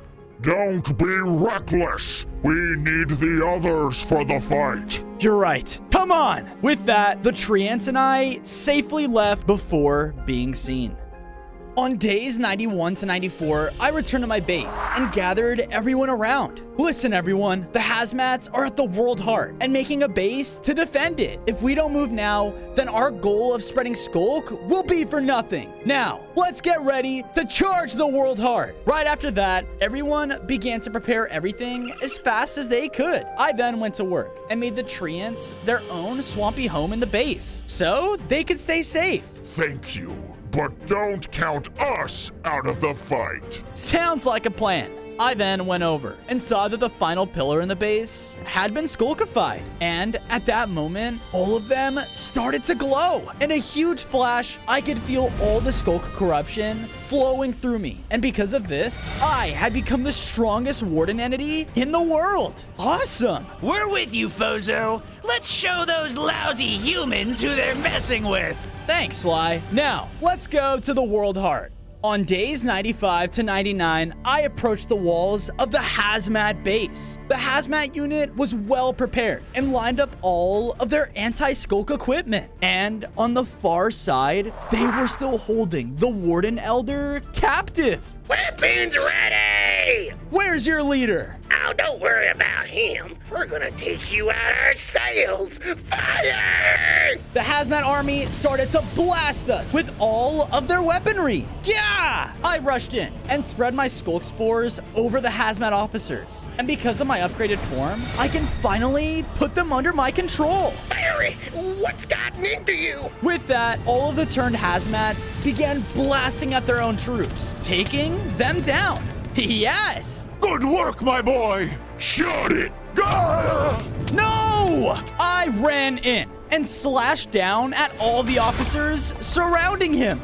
Are you all right? Yes, but I'm far too weak to fight.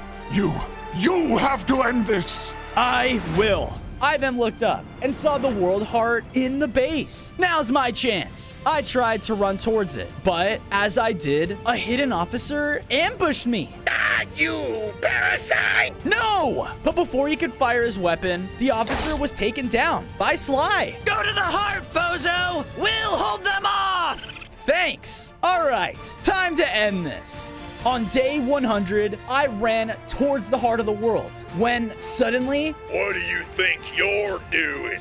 The Hazmat leader jumped down in front of me. You've gone on for too long, Parasite. It's time to clean the world of your filth. With that, the leader activated 4 large turrets around the entire base's walls. Oh no! They began to fire out explosive attacks directly at me that destroyed everything around us as he was trying to take me down. You will die by my hands, you plague! I tried my best to dodge and answer with my own hits. But the combination of him and his turrets was tougher than anything I'd ever faced before. Yeah! I was now brought down to low hearts. And in one more shot, I was gonna die. Finally, I should have killed you all those days ago. He went to attack me again, but before he could, I rushed up and bit into him, which made him not able to move. What? No! With this opening, I was able to slip by him and infect the World Heart with my Skulk. Because of this, the heart burst into a huge cloud of Skulk, hitting the Hazmat leader and taking him down for good. Yes! With the world infected and the Hazmats defeated, we were finally ready to start on a brand new world. On day 1, I swung in as Spider-Man. A deadly alien monster was obliterating a nearby neighborhood, causing nothing but death and destruction.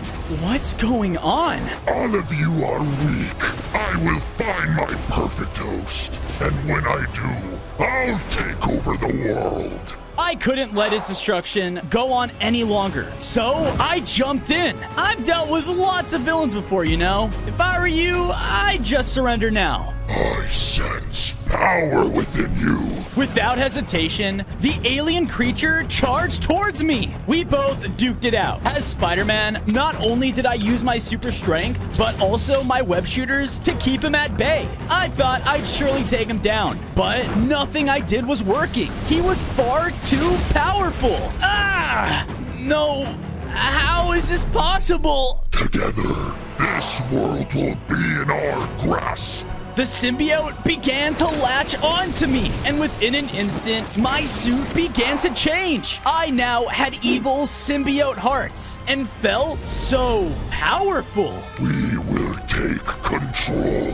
Yes, we will! On day 2, the symbiote altered my mind. I now had a new desire to take over the world. As evil Spider-Man, I had evil symbiote powers and used them to hurt others around me. Everyone will fall! Feel the anger builds within you. Let it consume you. I roamed throughout the neighborhood and took down another villager as a voice rang out towards me. Honey? Huh? I turned over to see my girlfriend, Mary Jane, standing at the end of the street. This isn't you. You're a hero. Not anymore, we're not. We both ran straight after her, eventually chasing her to the edge of a forest. You have to get that thing off of you. Never! I ran in, but was blocked by one of the iconic Avengers, Iron Man. Look, pal, I don't know what happened to you, but I don't care. Surrender or die. You want to fight? Bring it! Iron Man flew straight into attack. He had extremely powerful rocket blasters and flew through the sky to keep his distance. Get me close. Aye, aye! I used my web shooters and swung up to the nearest treetop. From here, I was able to perform a heavy slam right on top of him. It doesn't matter what happens to me. Word is already spread. The rest of the Avengers will hunt you down and won't hesitate to destroy you. Oh, really? Together, we hit Iron Man again. But instead of killing him, we had converted him to our evil side as well. Because of this, our power grew. I now had 15 hearts and had a brand new ability, which allowed me to blast out pure evil blasts anywhere I pleased. Yes, more power! The evil Iron Man flew off with a mission to destroy whatever he could find. Together, we will hunt down all of the Avengers and bring them to our evil side. And when we do, this world will be ours for the taking. I went throughout the forest, searching for my next victim. But as I did, I found a mysterious note on the floor from MJ. Seeing Mary Jane's writing made me dizzy and caused the symbiote to hide away momentarily. Whoa, what happened? That wasn't me back there. I read the note, which said, I know you're in there somewhere. Whatever that alien is, you have to get it off. Find Dr. Connors. He'll know what to do. Who's Dr. Connors? I have to find him and destroy this evil within me before it completely takes over my mind. Were you just saying something? Nope. Good. The evil symbiote took back partial control over my body. Let's shelter up. On day 4, I found a nice spot to build Venom and I our own base of operations. Theme it with black. I love black. Okay. I did as Venom asked and built up a nice beginner house with a black bed. There, you happy? Very. Can't take over the world without a place to call home. Now, I'm hungry. Okay, I went out searching for any food that could feed Venom. How about some bread? No, I want some delicious meat, and I want it alive. Okay, dark. Suddenly, an explosion bombed at our feet, and smoke filled the air.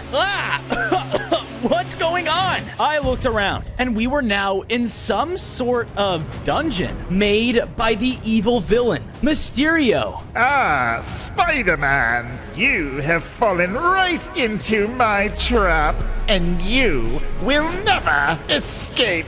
In front of us was some really difficult and elaborate platforms leading right towards him. Hang on. On day 5, Venom took full control over my body. With our newly upgraded form, we were able to launch our evil symbiote goo and grapple ourselves from platform to platform. Whoa, this is sick. I heard what you did, terrorizing a random neighborhood. That's my gig. Oh, shut it! We were able to make it to the last jump, and with one powerful punch, we hit right through his helmet! Haha! We did it! I can sense the evil within you. How about we team up? I'm listening. There's a super strong hero not too far from here. His name is Wolverine. We can take him down together. There is no way we're teaming up with him. You're right. There isn't. Within an instant, my evil symbiote took down Mysterio. No! You didn't have to kill him! Upon his death, he dropped a map leading straight to the X-Men mansion. Another hero to convert. Perfect. On day 6, the two of us made it to the front entrance of the X-Men mansion, and Venom had given me back partial control over my body. Feels good to move around again. Let's find Wolverine and recruit our next member. Together, the two of us made our way inside, but to our surprise, everything was on fire. Whoa, did something happen here? Just then, I was blasted to the wall.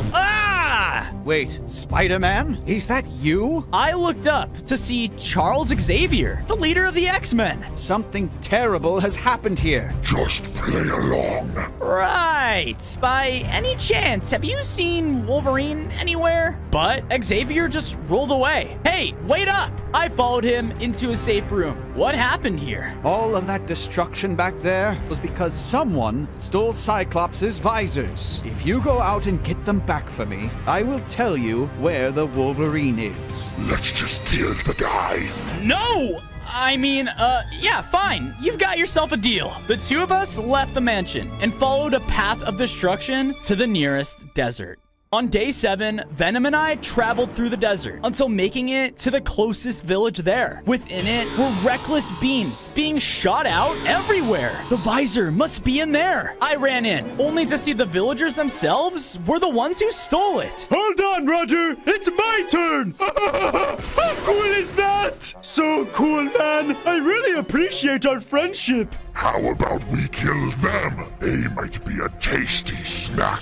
No killing. Fine, I have a better idea. Venom took full control over my body and charged throughout the entire village. He kept going through and punching each of them one by one. Ouch! Wait! What's happening to me? Shortly afterwards, I turned back to see Venom had completely converted the village with his evil symbiote. The once friendly villagers were now in an all-out chaotic fight towards each other. I never liked you, Jeremy! Your mom's meatloaf sucked! I lied! Through all of the destruction, we were able to find Cyclops' lost visor on the floor. Sweet! I headed back towards the mansion, but was stopped in my tracks. In front of me was none other than my old partner, Miles Morales. Miles, is that you?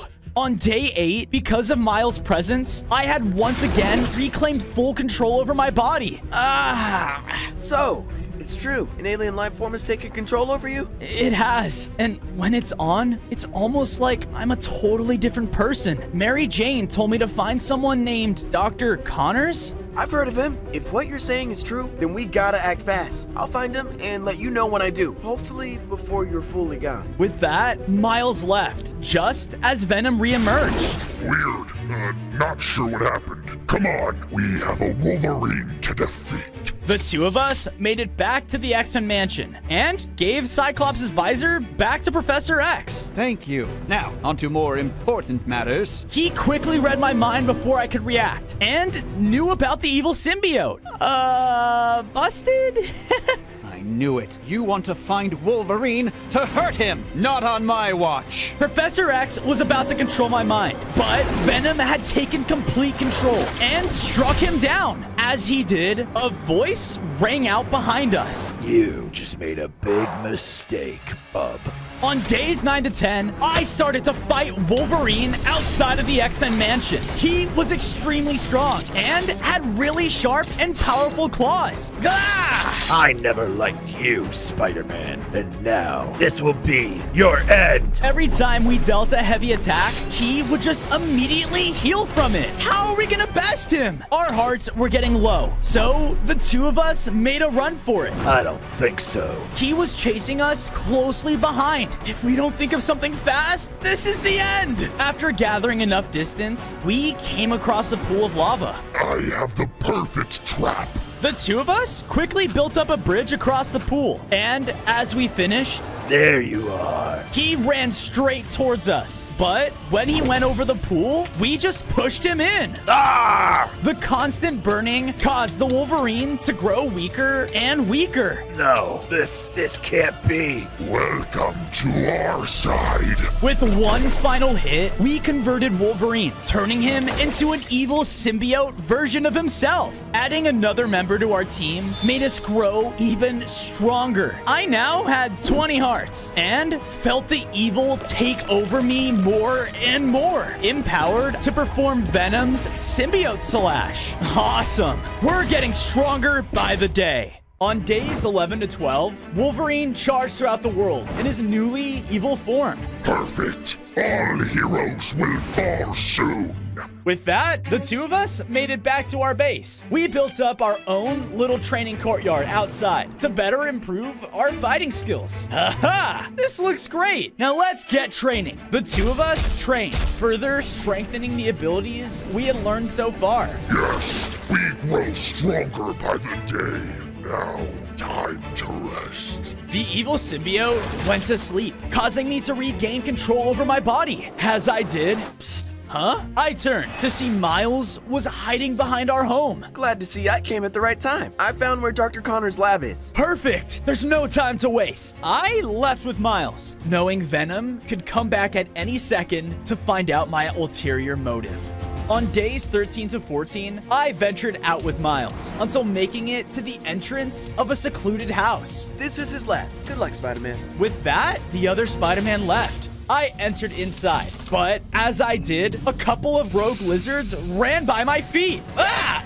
Ouch! You bit me! Who's there? I peeked in, only to see a scientist working on some experiments. Oh my, Spider-Man! I have heard about you. You're here for the cure, right? Yeah, I am. I don't even know what this thing is inside of me. It's an evil symbiote, one that came from a meteor. It'll do everything to spread around the world until it's claimed it for itself. Here, come with me. I followed Dr. Connors to a bookshelf, where he tossed me a book with 3 different ingredients inside. Better toss this in my inventory for safekeeping. If you want the cure, then you'll have to make it. But whatever you do, don't let Venom find out. The first ingredient is the space-time shard. It lies with Doctor Strange. Good luck. Dr. Connors ran out of his lab, punching the air. Hey, what's going on?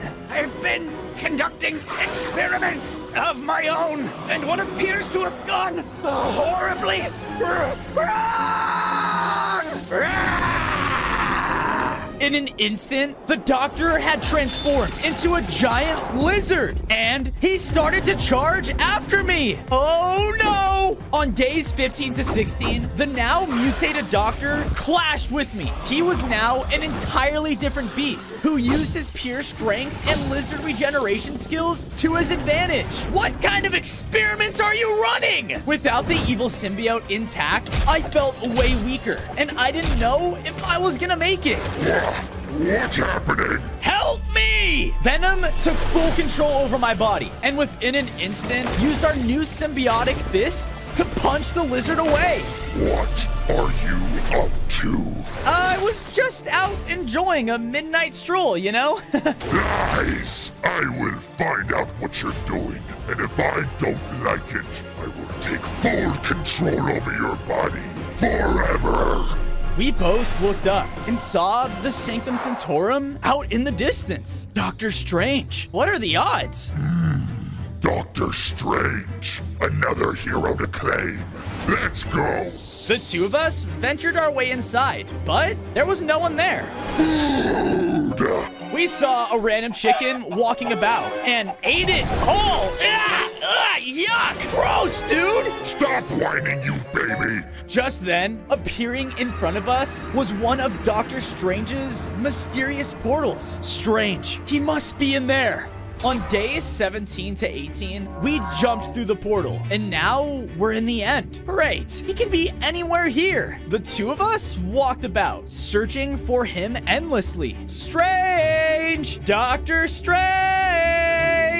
Just then, we heard a teleportation behind us. Aha! Wait, Enderman? Are you searching for a funny-looking man with a strange cape? Yeah? He's just that way, sir. Being kept as our prisoner. Anyways, bye.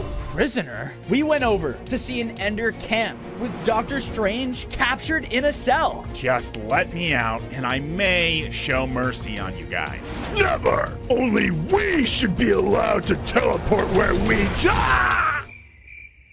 Sorry. Upon his death, the Ender Captain dropped an Ender Hand, which allowed us to teleport short distances at will. Okay, this is sweet. Spider-Man? No, something much worse. I'd like to think better. We instantly broke Strange's cage open and began to battle it out with the very powerful Sorcerer. You know, I fought way worse than you before. This will be your end.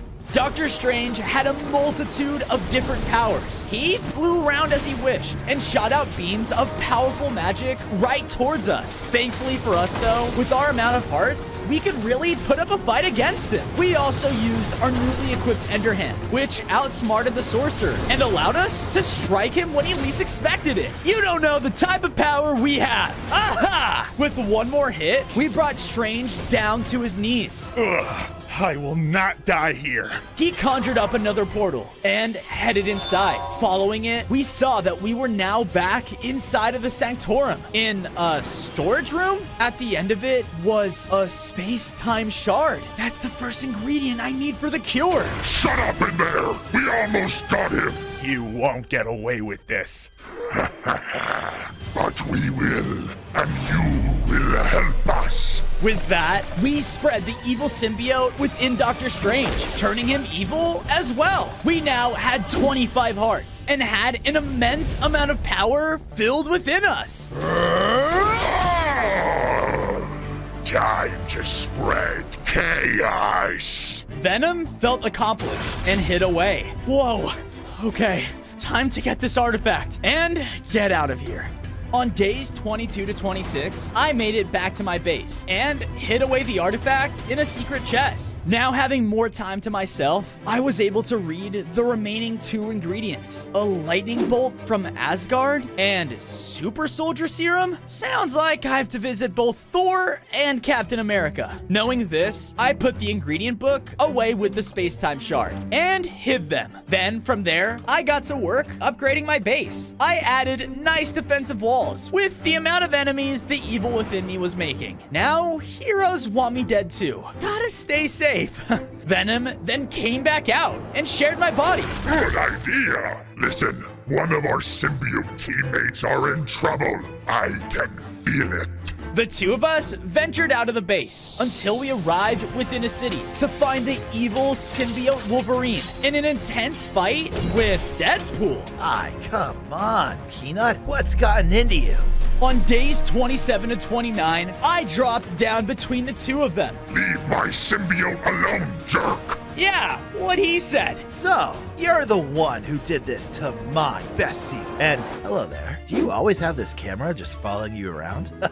I love it. What camera? Never mind. Let's dance. And what I really mean is, let's try to kill each other. Deadpool charged in with his 2 sharp swords. I thought this would be an easy fight, but no matter what we did to him, he would just regenerate. You can't die? I hate him. You're starting to sound like my old elderly roommate.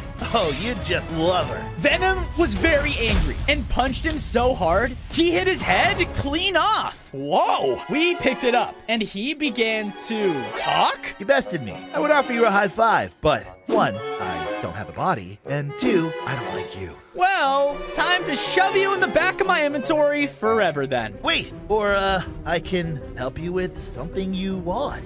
On days 30 to 32, I followed Deadpool's directions to the edge of a city, where overhead was the large Avengers helicarrier. Up there is the, short-tempered, angry green guy. Hulk? Another hero to convert. All right, Hotshot. I played along as your little side character to bring you where you needed to go. Now let me go. Fine.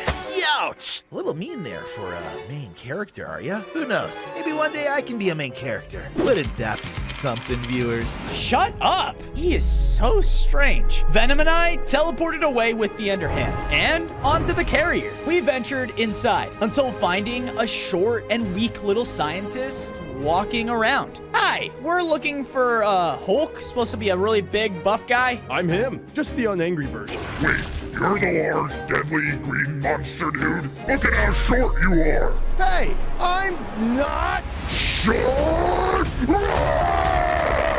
Oh no! Venom took full control of me within an instant. Let me do the honors. On days 33 to 35, Venom knew we couldn't beat the Hulk in combat. So, while transforming in his rage, we latched onto him quickly. Join me. We used our energy like never before and had successfully turned the Hulk into a symbiote monster as well. Yes! Because of this, we had gained more power again. We now had 30 hearts and could perform our new attack, Symbiote Smash! Aha! Just then, the leader of S.H.I.E.L.D., Nick Fury, ran into the room in pure panic. Hulk! Smash!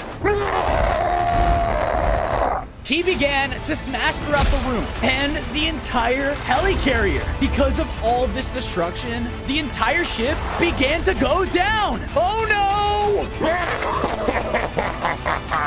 Come on! I think this is too much! It is never too much. With that, we successfully teleported out of the carrier before it crashed onto the ground. Hulk obviously survived and continued his onslaught through the world. At this point, even if I get control of my body back, I don't know if I'll be able to stop this. On days 36 to 39, we safely made it back to base when Venom and I both noticed. I think our house needs an upgrade. I started to build up my home and add to its foundation. No, I want sharp teeth.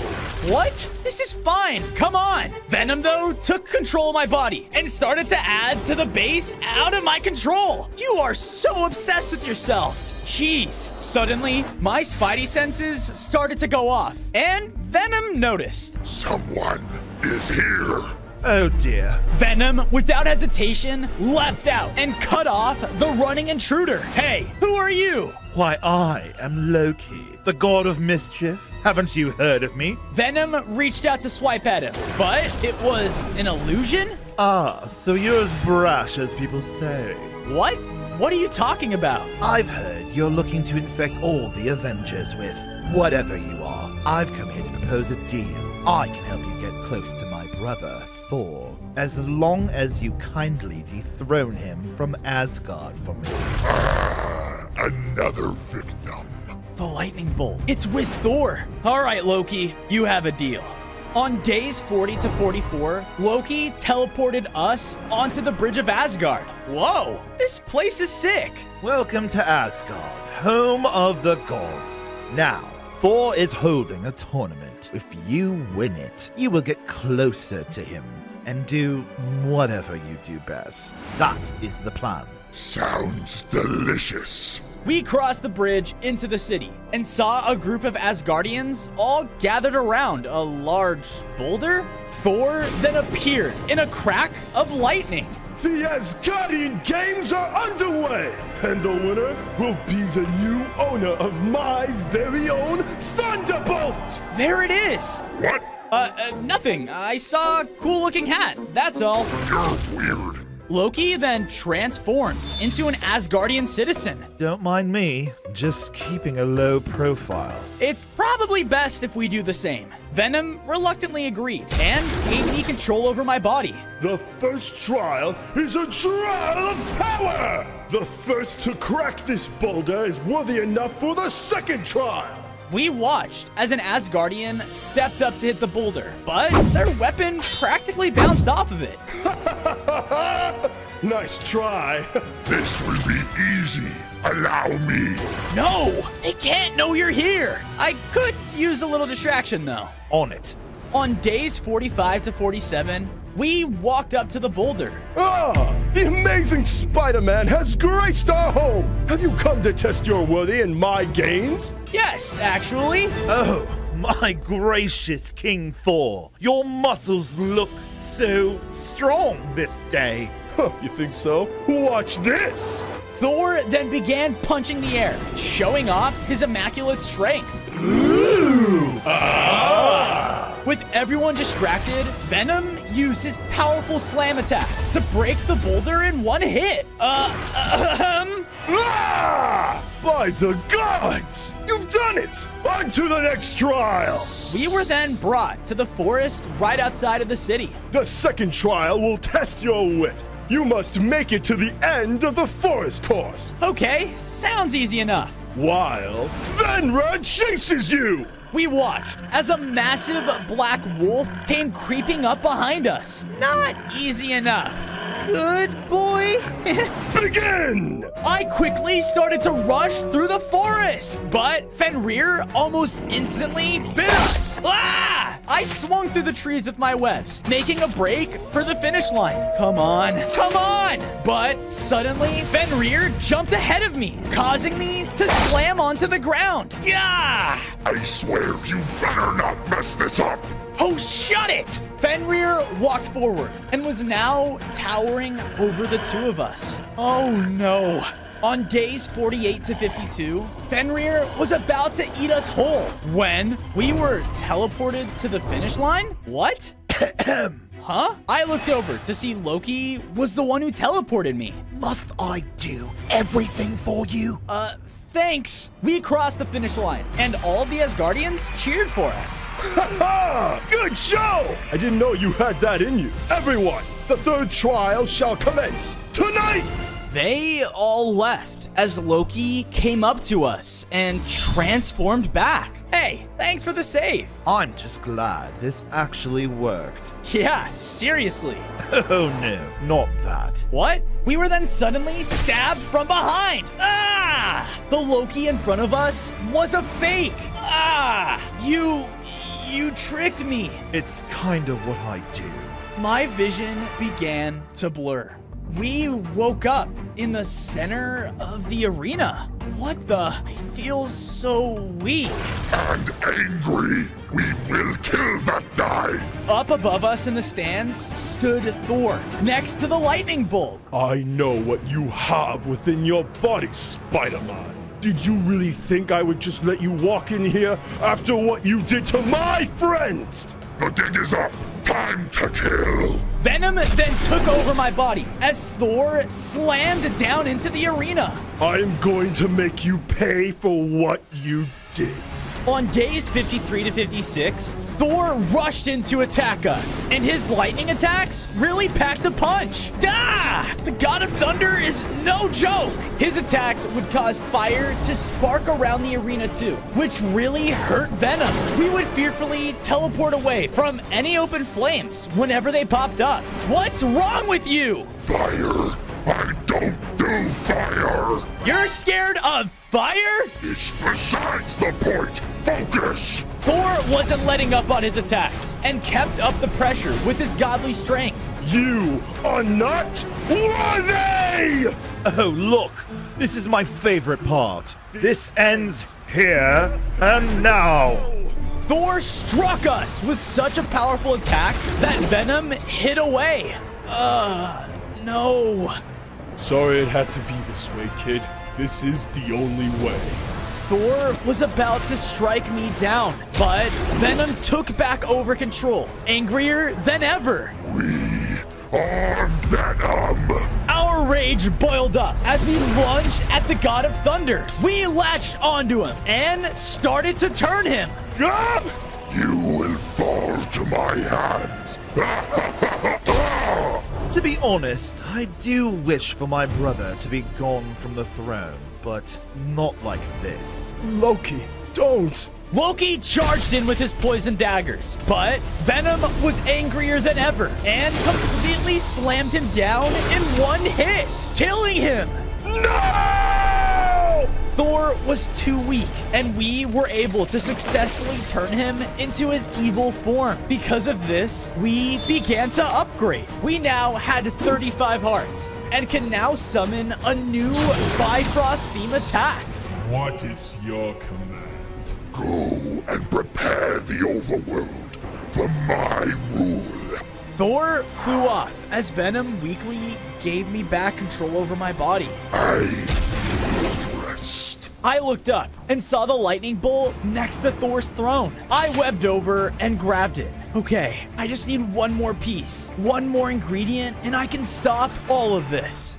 On days 60 to 63, I used Thor's godly powers to make it back to the overworld. Once there, I looked over the city where the helicarrier had fallen. I can't believe this is happening. I can't either. Huh? I turned to see MJ. You're okay. Stay back!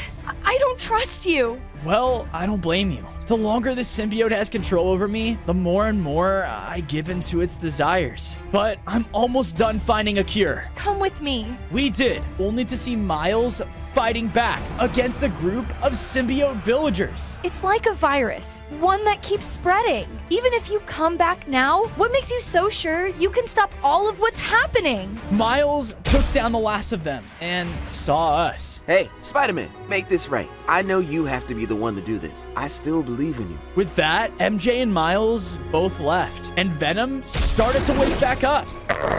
Now, where were we?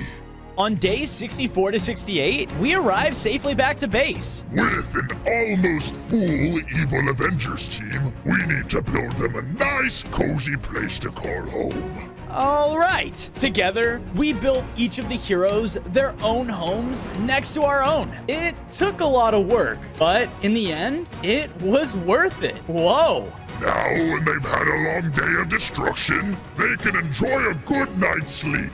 Speaking of, we did a lot of fighting. It's best we both rest.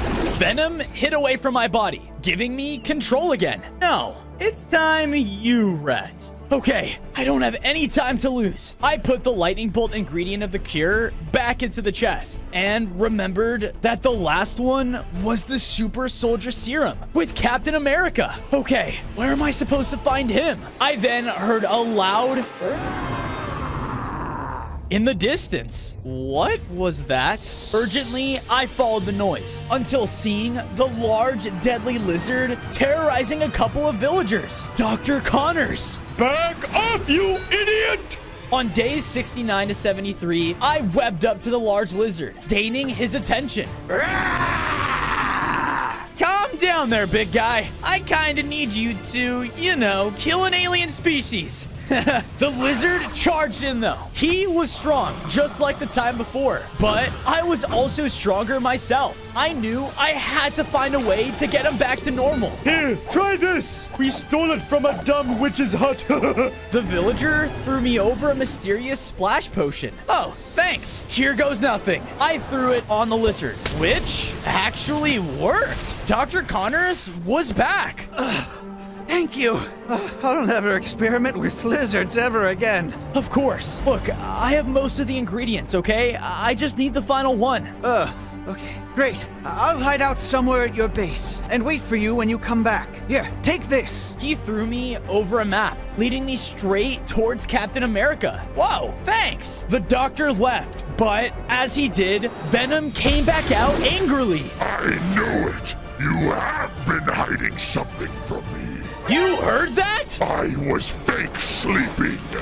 Are you planning on getting rid of me? Come on, I would never. You are getting ingredients for something.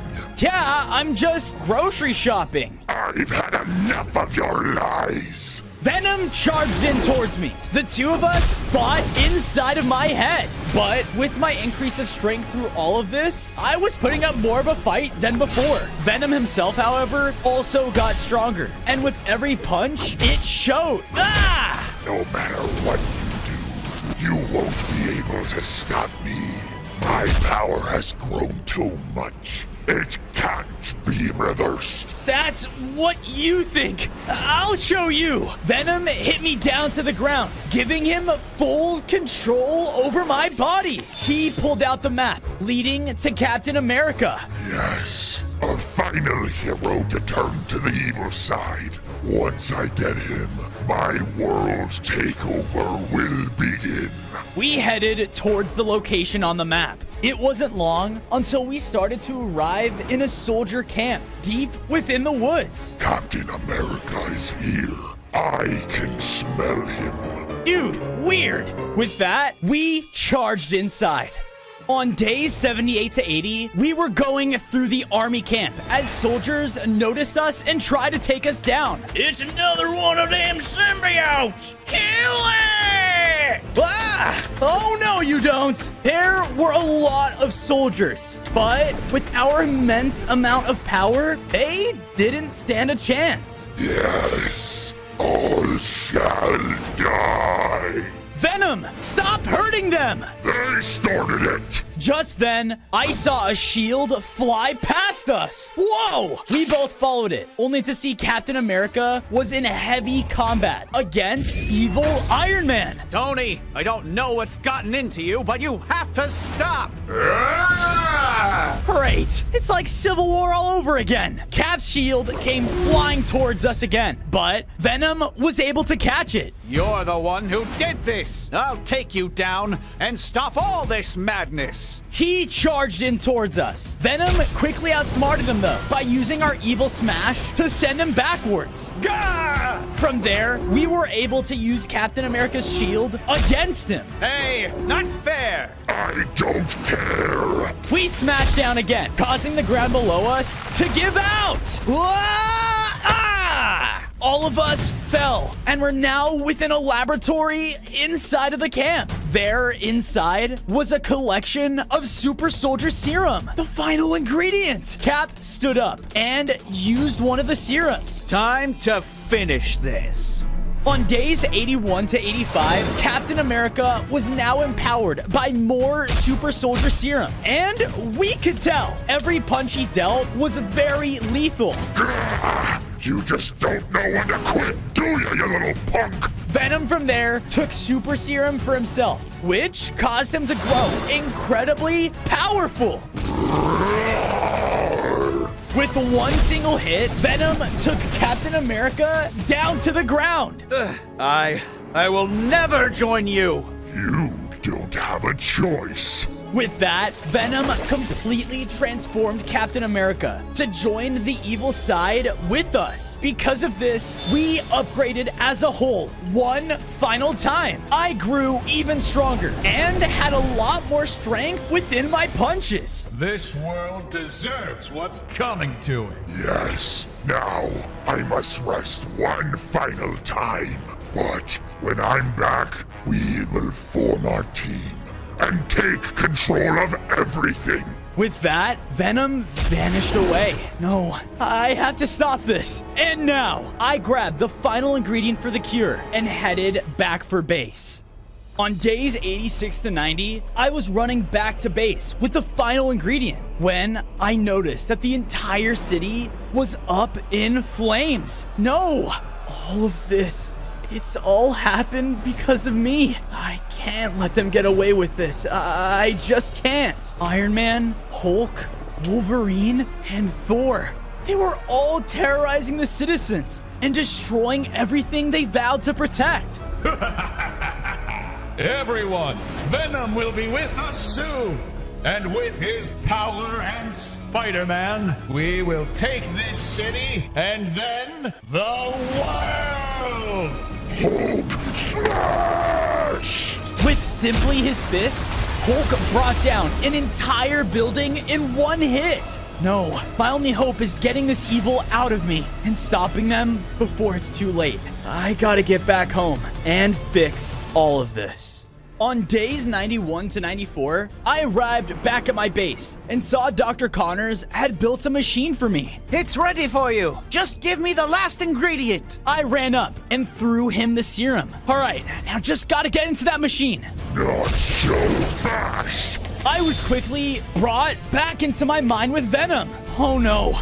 You thought I would just let you tear us apart? We are a team. No, we're not. This is the end of us. We were supposed to take over the world together. You are now in my control. Stop fighting it. No, I am not. What you're doing, it's wrong, and I will stop you, no matter what. You can try, but I promise you will fail. Venom's anger blinded him as he rushed in to attack. He was still much stronger than me, but I had seen his attacks up close, and I was able to predict his moves. When I got enough space from him, I used my webs to completely wrap him up. Turn it on! Dr. Connors flipped on the machine as I dove inside, and something began to happen. Venom and I were suddenly torn apart, and I was freed, but I still had a new suit? Wait, where's Venom? Suddenly, the machine exploded open as Venom came bursting out. You're too late. Far too late. Before I could react, he left. No, this can't be happening. You're okay. MJ, Miles! All right, Spider-Man, what's the play? I'm not sure. There are still traces of the evil symbiote within you. You may still be able to stop him. Then we have to take them down and eliminate all of it. On days 95 to 99, Miles and I made our way into the destroyed city as the evil Avengers were still rampaging around. Hey, where is he? They all looked over as flying above all of them was Symbiote Iron Man. I found a new, better and stronger host, Spider-Man. You can't stop me now. We'll see about that. Destroy them. All of the other evil Avengers rushed in as Miles and I swung in to face them all. Miles did everything he could to wrap them up in his webs as I kicked back Wolverine. I'll cut you to pieces. I'd like to avoid becoming a kebab, thank you. But as I said this, the Hulk burst in and threw me into the building. Ah! He was about to follow up with another slam when I hit him with my anti-venom attacks and brought him to the ground. Whoa, I can use this to take Venom down, and maybe it'll reverse all of this. Hey, I got these goons. You should deal with him. Wow, Miles, must have had a really good teacher. Just go, man. On day 100, I swung up to the rooftops to face Venom. I will say, I'm surprised you've made it this far. Usually, no one survives more than a week as my host.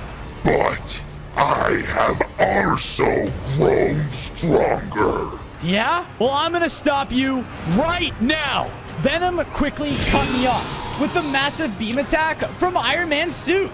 We began to fight as I left between the rooftops, taking every chance I could to web him up. His missiles and lasers were no joke though, and with Venom's strength, he was my toughest opponent yet. I can't give up! I finally got an opening and swung in close, but he threw me to the ground. Ah! You're not the only one who learned his former partner's moves. Goodbye, Spider-Man. Wait a minute. The fire! Venom flew forward as I used my webs to pull myself out of the way. This caused Iron Man to fly directly into the flames. No! Venom's symbiote form was forced to pull himself out of Iron Man. Time to end end this! With the final barrage of attacks, I let out all of my anger on the evil symbiote for everything it made me do. And with one final attack, I sent it into the fire, which finally destroyed it. With that, I eliminated all of the evil from the world and restored the Avengers.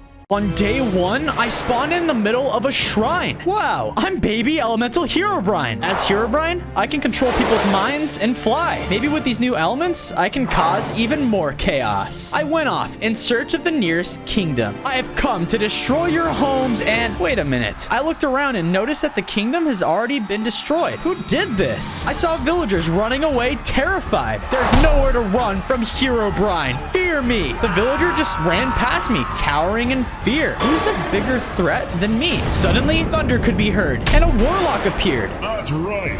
Run from the great Alistair, soon to be the world's strongest villain. Strongest villain? I was really angry and accidentally shot a fireball at him with my elemental powers. I guess I don't have full control over them yet. So, it's true. Elemental Herobrine exists. Yet another villain to destroy. You think you can take me down? I'll use these new elements to show you who the strongest villain really is. He immediately blasted me with a beam of energy. Oh, I barely had any hearts left. I felt so weak and I can barely move. I will take you back to my castle where I can kill you slowly.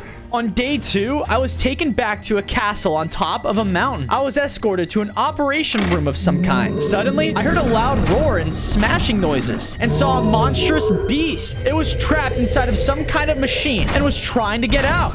I shall kill all the villains of this world. With no competition, I will finally be the strongest. This guy is insane. Alistair then turned on the machine and it instantly killed the monster. Now you're next, Elemental Herobrine. Oh no, I gotta get out of here. Out of my panic, I suddenly can feel a surge of power within me. I let out a huge elemental lightning blast, creating an opening in the wall. I flew out of the hole and made a break for it. I will find you, Elemental Herobrine. On day 3, I flew a great distance and felt like I was far from Alistair's castle. Suddenly, though, I felt weak. Oh no, I can't fly anymore! Ah! I crash landed into a house and I was so weak. I decided to collect the wood from the house. I was able to make myself a crafting table and from it, a set of wooden tools. I looked and noticed that it also had a farm. Time to get some food. I'm starving. I quickly collected the food and made some bread. All of a sudden, a villager from inside came yelling at me. You monster! You destroyed my home, you idiot! I grew frustrated and suddenly something happened. His eyes were glowing. Mind control. Perfect. I commanded the villager to give me whatever resources he had on him. He then threw me a stack of cobblestone and a lot of quartz, as well as other building blocks. I took the cobblestone and used it to upgrade to stone tools. Thank you, servant. The servant then stopped being controlled and began to run out of fear. My regular Herobrine powers were nowhere near as powerful as these elemental ones. I should figure out why all of this is happening. I headed out to find out more about my elemental powers. On day 4, I ended up finding an old destroyed temple. I'm probably gonna need a place to stay, and I think this place serves me just right. Suddenly, a bunch of demons popped up in front of me. They all charged at me and started to attack. What are these things? I then shot them with fireballs, but it barely did any damage. I pulled out my stone sword and started to fight them the old-fashioned way. I was able to then take them all out. Suddenly, I grew into a full-size Herobrine. Sweet! I'm getting stronger. I even gained 5 more hearts. Well, now that those idiots are gone, I think I'll make this place my new home. I used the resources that the villager gave me and repaired some of the temple for myself. While I was repairing the damages, I noticed that there was a pillar in the middle. Interesting. I stepped on the pillar and something happened.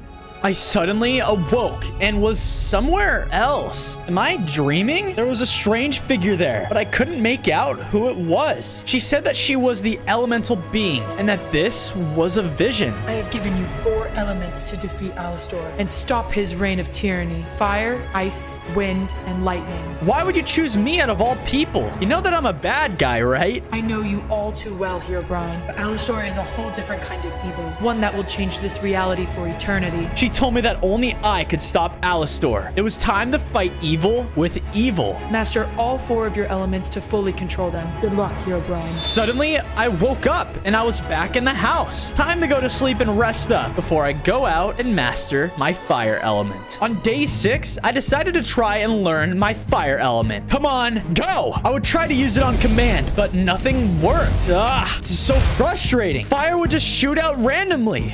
Anyway, time to take my mind off of this. I should probably further upgrade my home. It was still very destroyed, and I knew in order to defeat a villain, I had to live like a super one. I went out and got the necessary resources, but every time I would place a block down, I accidentally shot more fire out of my hands and destroyed it down. These elements are so frustrating. I can't control them at all. I decided to turn my attention to a farm. This bread I got won't last me forever. I started to place the foundation down and then my crops. But again, I shot fire and it burned all of them down. I can't even eat now. Suddenly, a strange person appeared out of nowhere. Come here, you idiot. You obviously need my help. Need your help? What are you talking about? Before I can say anything else, though, the strange man summoned up a small fire arena right in front of my base. It's time to train. We were inside a small arena, about to start my training? I'm guessing you have to do with my fire element.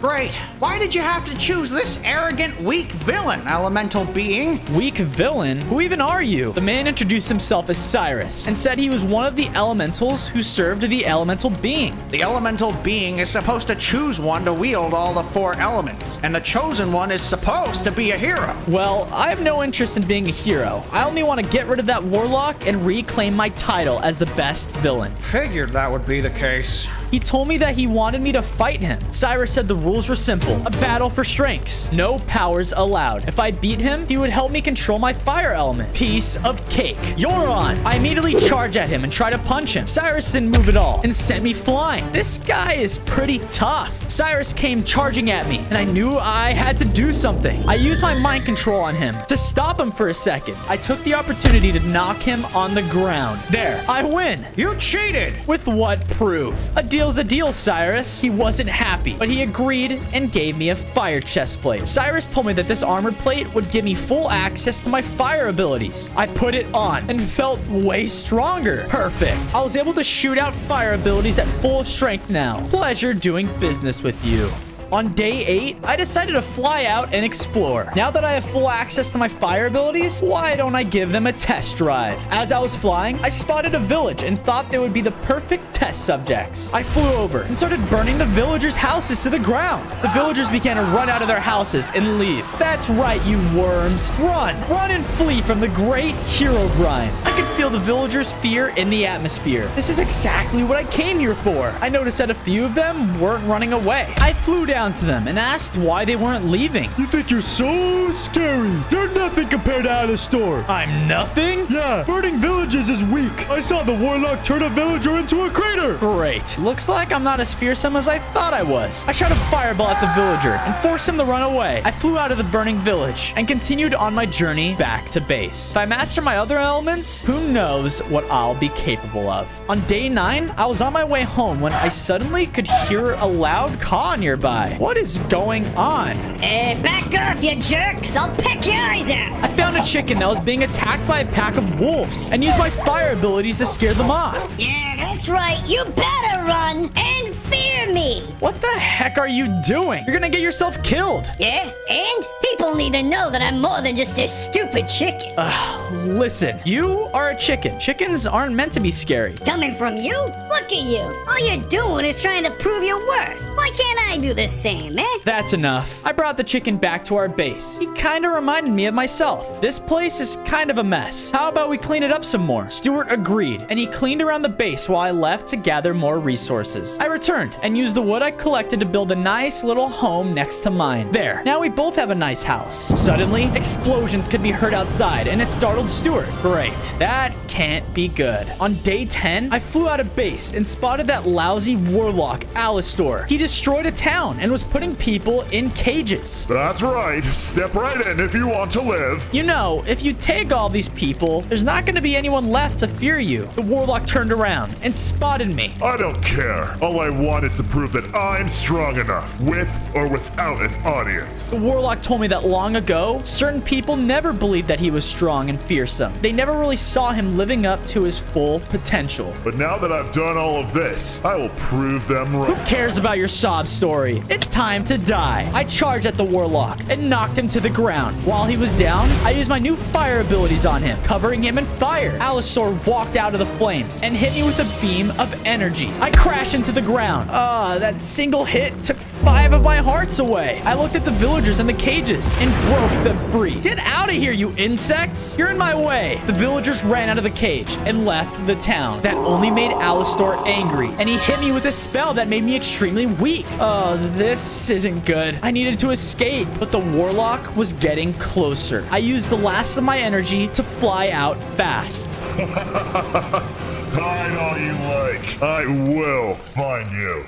I ended up landing at the top of a snowy mountain. Phew, that was close. You fool! Are you trying to get yourself killed? I turned around and the elemental being was floating above me. She told me that in my current state, I stood no chance of defeating that Warlock. Alistar is far more powerful and thoughtful than you are. Thoughtful? Listen, all I care about is defeating this guy to show the world who the stronger villain is. The elemental being was upset and said that she already told me how to do that. Yeah. Master the rest of the elements and become the champion of the world. I don't mind mastering the elements, but I would rather be a feared villain. Suddenly, the mountain started to shake, and I could tell that the elemental being was mad. Just get a move on it. Go get some upgrades and make your way towards the ice temple. She vanished. I wondered what the elemental being meant when she called Alistor thoughtful. Does she personally know him? And if so, why wouldn't she tell me? On days 13 to 14, as I reached the base, I saw a group of villagers waiting for me. The heck are you guys doing here? They wanted to thank me for rescuing them from Alistor. You are our hero! Hero? I'm not a hero. The villagers didn't listen though, and just kept cheering for me. Get out of here before I make you regret it.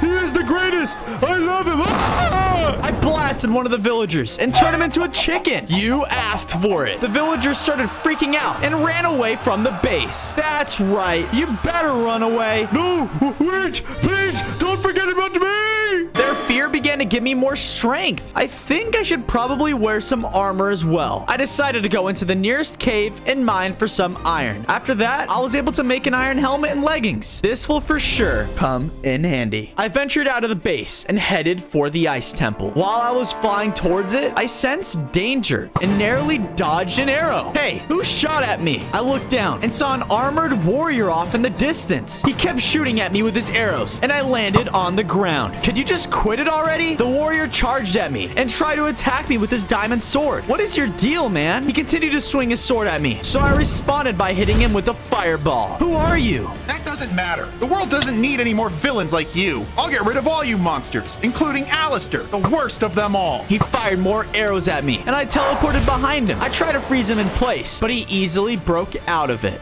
Your powers won't harm me, thanks to this armor. The warrior swung his sword at me again, and I dodged it. This is so annoying. The warrior started charging at me, and I can feel more of my original powers returning. I used my powers to open a giant hole the moment the warrior got close to me. Have a nice trip, idiot. That takes care of him. Now, back to finding that ice temple. On days 17 to 18, I finally made it to the ice temple. This won't be my favorite vacation destination, but I guess it's kind of cool. I navigated my way inside, where I discovered the ice elemental waiting for me. I've been waiting to train you. Great.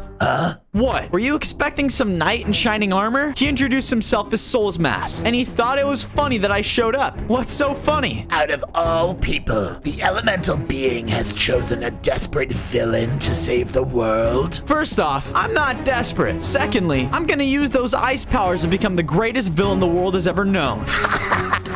We will see about that. Soulsmass started summoning his forces, and they all began to attack me. His henchmen then tried to surround me, but I shot fireballs at them and turned them into ash. I used my stone sword to take down the rest of the henchmen and charged at Soulsmass. He then froze me in place with a beam of ice. Thanks to my fire upgrades, I easily melted them off. He tried to shoot me with another beam of ice, but I teleported behind him and took him down with a fireball. It's over. Time to help me get rid of Alistor. tough all you want. Deep down, you know that Warlock is more evil than you. Souls Mask and threw down an ice helmet. I equipped it and left the temple. After making it down the mountain, I pondered where I can go to test my enhanced ice powers. I've got it. I know the perfect place to test this baby out. I ventured out and found a broken down nether portal. I quickly repaired it, and once I was inside, I flew to the nether. Let's see how strong these ice powers are. I blasted the ground with an ice beam and began to turn the nether into an icy tundra. Piglins started running out of their homes, scared and confused about what was going on. Who would be so evil to do this? The fear around the nether started fueling my body, and I gained 5 more hearts from it. Perfect. The world will learn the name of Herobrine very soon. I then left the nether and made my way back to the overworld. I should head back to base and check on that chicken. Hopefully, he hasn't gotten himself into trouble. I don't think so. Suddenly, a beam of energy sent me crashing into the ground. Ow, who did that? I turned around, and Alistor was there, floating above me. Out of all people, you were the one chosen to wield these elements? The Warlock was clearly angry that the elemental being chose us as her elemental warrior. How do you two even know each other, huh? This doesn't concern you. I'll just get rid of you in all the elements. That should show her what happens when you interfere with my actions. Bring it on! I've been meaning for a rematch anyway. I shot Alistor with a fireball and then tried to strike him down with my stone sword, but it was no good. I'm still not strong enough to hurt him. I knocked Alistor to the ground and froze him in place with my enhanced ice powers. This is such a pain, but I needed to get out of here. I flew up into the sky and made my way back to base. On days 21 to 23, I went inside my base and found a small farm was added to it. I thought you might get hungry on your ventures, so I made this for you. Thanks. Now, I don't have to think about eating you from time to time. What? Since Stuart wanted to add more stuff to the base, I decided to add stuff too. Using the rest of the wood I'd collected, I started building a wall around it. After that, I went over to Stuart's house and told them about my progress with the elements. I told them that I was getting closer to mastering them. Alistor's days are numbered once I do. Well, you can't beat Alistair without some kind of protection, as you are now a walking target. I hated to admit it, but the chicken was right. If I wanted to withstand Alistor's attacks, I needed to be fully armored. I ventured out of the base and eventually came across a cave nearby. The cave was full of iron. Using my iron pickaxe, I was able to find some diamonds and use it to replace my iron armor with diamond armor. Nice. This should keep me safe for now. I teleported back to base and decided to take a nap for the day. Herobrine. Herobrine. Herobrine! I woke up and found myself back in the elemental being's temple. I was sleeping. The elemental being didn't care and asked me how Souls Mask was doing. Well, about that, he's definitely going to have to retire after how bad I hurt him. On the bright side, I've mastered my ice elements. That wasn't necessary, but whatever it takes to defeat Alistor. Speaking of Alistor, what's the deal with you and that Warlock? It seems like you both know each other. The elemental being told me that long time ago, Alistor wanted to be the one that was chosen to harness the elemental powers. Alistor wanted his powers. He thought he was capable of holding them, but I thought otherwise. I refused and was heartbroken. He didn't like this and decided to go on a rampage. Wait a minute, heartbroken? Anyways, here's the location for the Wind Temple, where you will meet my servant, Goro. The elemental being gave me a warning that things are going to be much harder now that Alistor knows that I'm looking for the elements. Whatever. If things get harder because of Alistor, then so be it. I'm a supervillain. Difficulty is my specialty. I know you're more than that, Herobrine. The only one that fails to see that is you. On days 27 to 29, I made my way out of base and flew toward the Wind Temple. I knew that Alistor had his eyes on me, so I stayed vigilant for him or his goons. Then, out of nowhere, a trident came flying towards me. I was able to dodge it, but felt the blade of my attacker. I turned around, and it was the armored warrior. How in the world are you still alive? I have my ways. You've got to be kidding me. The warrior charged at me with his trident, but I stunned him with a giant fireball. I was more in tune with my abilities, so dealing with this guy was a piece of cake. I continued to set the warrior on fire, but he powered through it and sliced me with his big sword. Why do I feel so weak? What is that sword? It's something specially made to deal with villains like you. You're gonna regret that. I used my enhanced ice powers and froze the warrior in place. This bought me enough time to barrage him with fireballs and ice beams until eventually his helmet fell off. Let's see who's under that mask. Steve? Of course it would be you of all people. I'll make you regret doing that, Herobrine. You haven't seen the last of me. Steve immediately ran off and left the arena.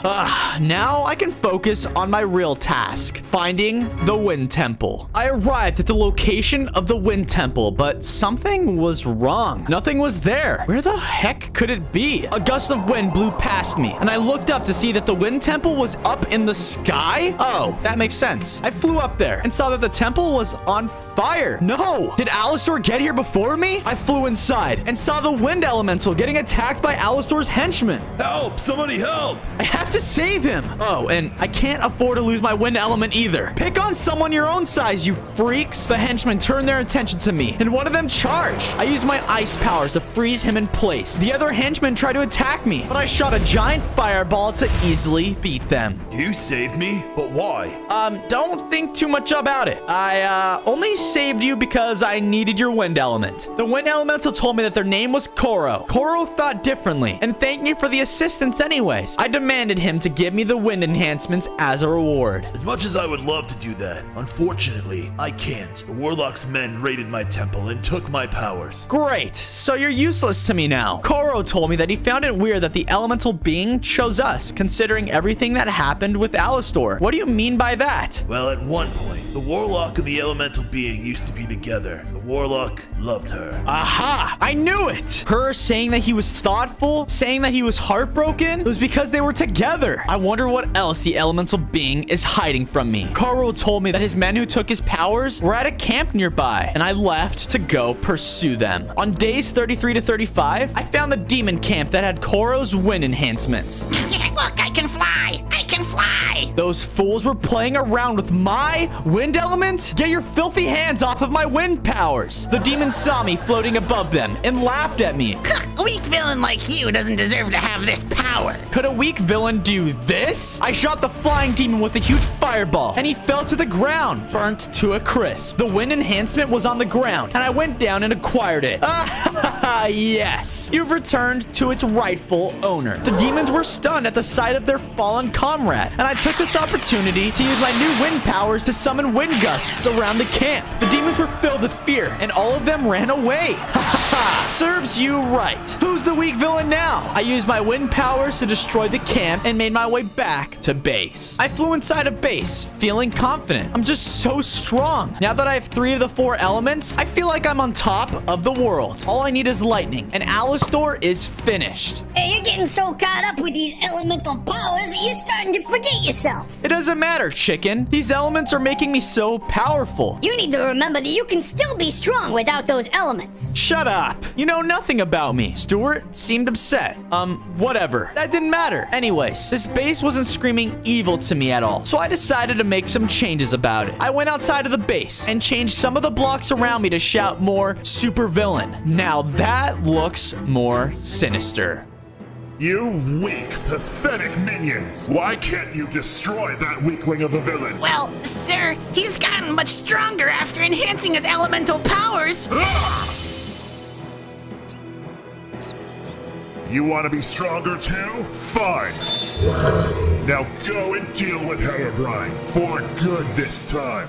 On days 39 to 41, I left the base and went to go look for the elemental being. I needed to go and retrieve the lightning element sooner rather than later. I made it up to a hilltop and wondered if this was the place to summon her. I'm at the right place, right? Whoa! I dodged an incoming arrow and spotted Alastor's henchmen. You guys don't learn, do you? The henchman pulled out a wand, and suddenly I started to feel weak. What did you do to me? Not so tough now without your elements. I can't be defeated by these fools. What do I do? You're Herobrine, remember? Use your own powers. Stuart showed up and must have followed me, but he was right. I am Herobrine. I have my own powers too. My powers started increasing my strength, and I floated above the henchmen. I summoned lightning, and it struck down all around the area. What are you? I used the lightning to strike down the henchmen and defeated them. I'm Herobrine, the one and only. Stuart was glad to see that I was all right, and my elements returned to me. Don't expect a thanks from me. Just get home safely. After watching the chicken leave, I could sense the elemental elemental being was nearby. I must be getting close. I found the elemental being's temple and went inside to meet her. I'm impressed by the progress you've made so far, Herobrine. You're more than ready to acquire the lightning enhancement. Well, before you tell me that, you've got some explaining to do. Carl told me about your relationship with Alastor. Koro had no business telling you that. Alastor and I loved each other, but he changed. It was your fault that I changed, elemental being. Or should I say,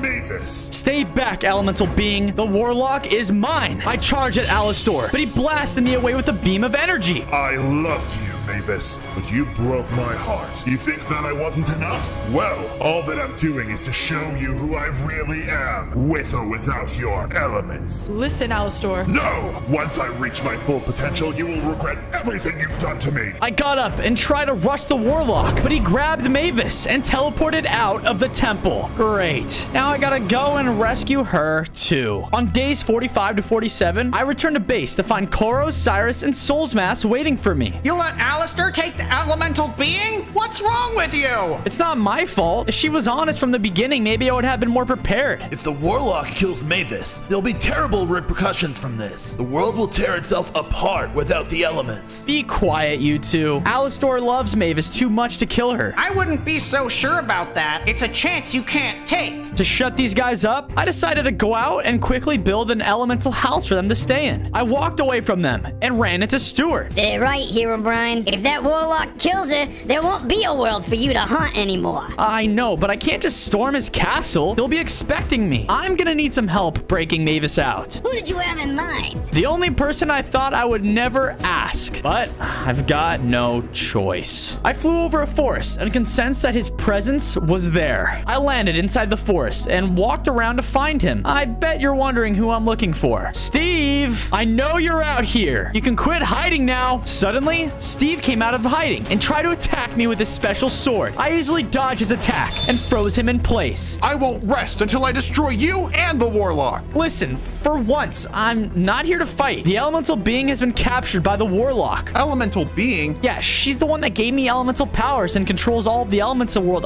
Listen, I don't have time for this. If she dies, who knows what will happen? I don't believe you. Suddenly, the world around us started to shake and cracks started to form around us. You were saying? Steve agreed to listen to what I had to say, and I unfroze him. I told him that I needed his help with getting Mavis. If I do, I can stop Alastor from destroying the world. Once we save her and get rid of that warlock, we can have a grand final battle and finish things between us. Deal? Fine. A truce for now. I bet you regret the way you treated me now. How ironic is this? You wouldn't grant me the elements because you thought I was too dangerous. But instead you chose Herobrine. I'm sorry, Alastor. Listen, it's not too late to stop all of this. It is too late, Mavis, and you will regret hurting me. Once you're gone, who knows how powerful I'll become. On days 51 to 53, Steve and I finally reached Alastor's base. The elemental being must be somewhere inside. Oh no, she's in trouble. We need to hurry. The two of us rush inside of the prison to find the elemental being was trapped inside of a special cage. There were different colored lights around it that kept us from touching it. You're running out of time. Alastor is trying to destroy me and remove the elements from the world. Suddenly, Alastor's henchmen showed up and surrounded us. It's Herobrine and Steve! Get them! The demons rushed at us, and Steve started mowing them down with his sword. I used my wind powers to throw them away. I'll handle the guards. You take care of those beacons. Don't order me around. But fine. I went over to the beacons and started destroying them with my fire powers. Once I destroyed the last beacon, there was a large flash of light that covered the entire prison. Ow, my head. I wasn't expecting that to happen. My vision came back to me and I could see that Alastor was inside the prison and he didn't look too happy. You fool! How dare you free my Mavis from her prison? She doesn't belong to you, you whack job. You were gonna kill her. Now, if you'll excuse us, I have an element to collect. You all aren't going anywhere. Come Come on, Steve. Let's take care of this loser. Sorry, but he's not my problem. What? Steve! That jerk escaped the tower and left us.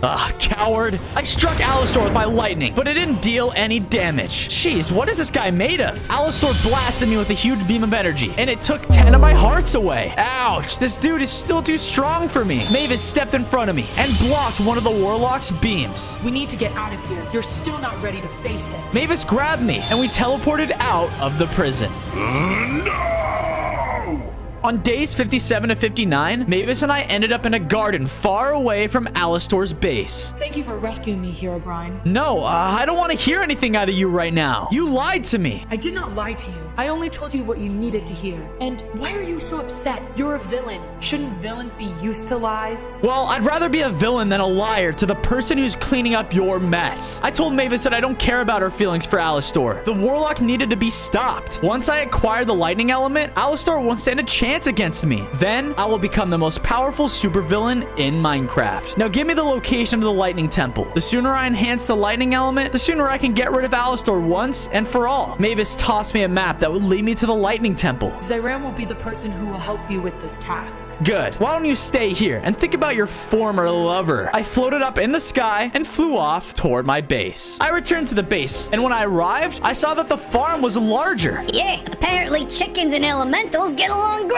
We made this farm together. At least he's somewhat useful. I then talked with Stuart about Mavis lying to me. Don't think about it too much, Herobrine. You'll still get to take down Alistair regardless. Yeah, but am I doing it for my sake or for hers? Herobrine, you were chosen by the elemental being because you're the greatest villain to have ever lived. The chicken told me that I was the only one who could stop Alistar and show him who the real villain was. And for that, I find it truly inspiring. I look up to you a lot. One day, I hope I'm just as scary. That reminded me, I still needed to upgrade my fear levels, and I think I know just how to do it. Stuart looked confused, and I told him that I needed his help if I wanted this to work. It's time to get more people to fear us. Did you say us? On days 63 to 65, Stuart and I arrived at a nearby kingdom, and we're floating over it. What am I gonna do, Herobrine? You're gonna help me get all these people to fear the name of Herobrine once again. Oh my god, I'm finally gonna be evil. It's happening! It's finally happening! I used my original powers to possess Stuart and gave him some of my powers. Stuart began to fly around the kingdom and started shooting lightning around the area, destroying all of it. Oh yeah! Run! Run, you insects! And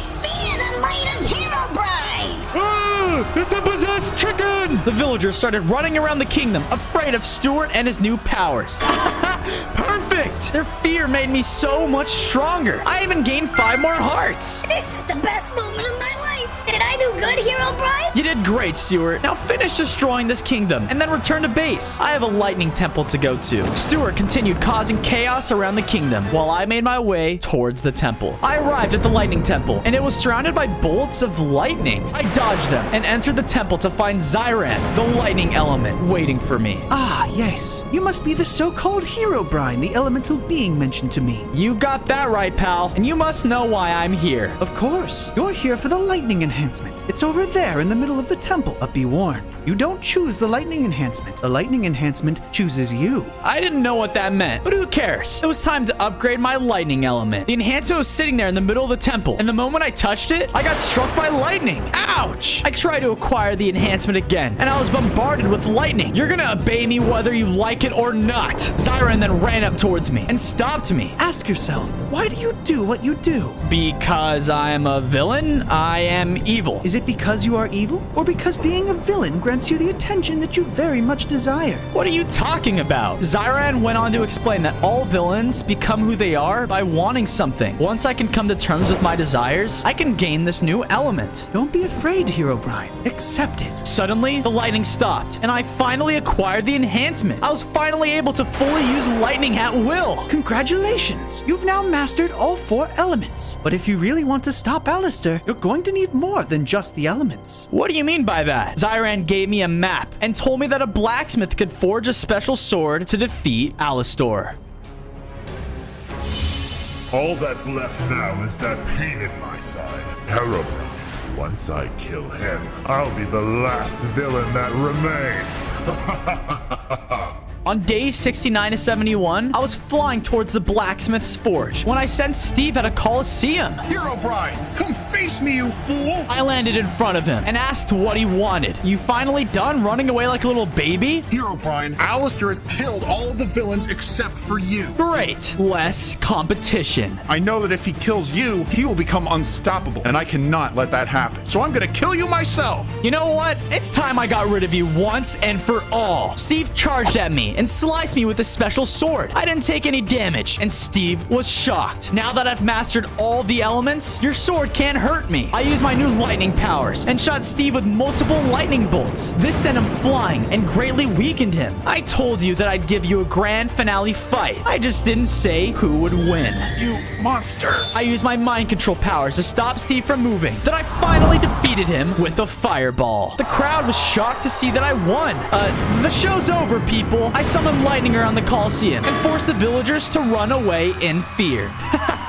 Looks like I've still got it. I flew out of the Coliseum and continued my venture toward the forge. I made it to the ancient blacksmith's forge and went inside. The place was completely empty. Hello? Is anyone here? What do you want? The shop's closed. Ah! I turn around and the ancient blacksmith was right there behind me. Man, I could have killed you. Don't scare me like that. He introduced himself as Momar, and I asked him for his help in crafting a weapon that could defeat Alastor. No, I can't make another weapon of mass destruction. I've retired. This weapon won't be used for destruction, but used to free the world of Alastor's control. Come on, you've got to help me. Momar was hesitant at first, but finally gave in and agreed to craft me a weapon to defeat the warlock. Go to a cave nearby and mine some gold and diamond. I need them to craft your weapon to get rid of that warlock. On days 75 to 77, I made my way inside of the cave and found it full of diamonds and gold. I used my iron pickaxe and began mining as much gold and diamond that I could collect. Suddenly, Mavis teleported in front of me. What do you want, elemental being? I know that you're trying to find a way to kill Alastor. After seeing how much I hurt him,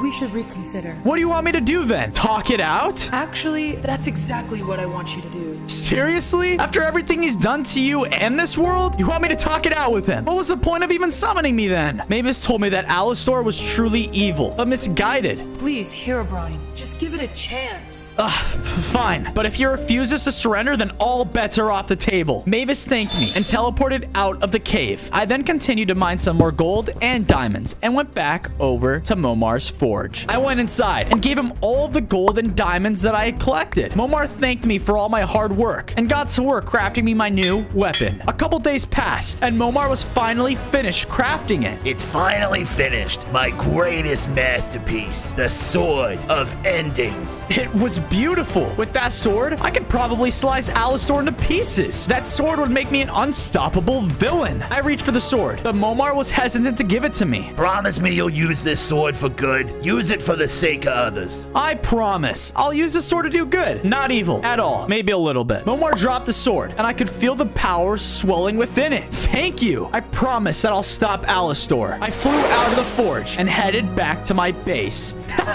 Fool! I'm gonna use this sword for the good of myself and the sake of villainy. No hard feelings, Momar. On days 81 to 85, I made it back to my base to find it completely destroyed. Oh no, what happened here? I ran inside and started looking for Stuart, but I couldn't find him anywhere. Stuart! Stuart! Oh, where could that chicken be? Hello, Herobrine. I turned around and saw Alastor holding Stuart hostage. What are you doing here? You didn't think I would find you, did you? Now it's time for you and this chicken to die. Wait, the warlock stopped his attack, and I told him that I didn't want to fight. I know that you're angry about what Mavis did to you, but she's sorry, and we could still stop this. Why won't you let Stuart go and return to Mavis? I promise she's willing to make things right. You can be with her, and I can be the world's strongest villain. How does that sound? Alastor thought about my offer for a moment, but already made his decision. I am beyond stopping at this point. Now, die! The warlock shot a huge beam of energy at me, but Stuart jumped in the way and took the blast. No! I charged at Alastor and sliced him with my new sword. The warlock was shocked from the damage he took and teleported out of my base.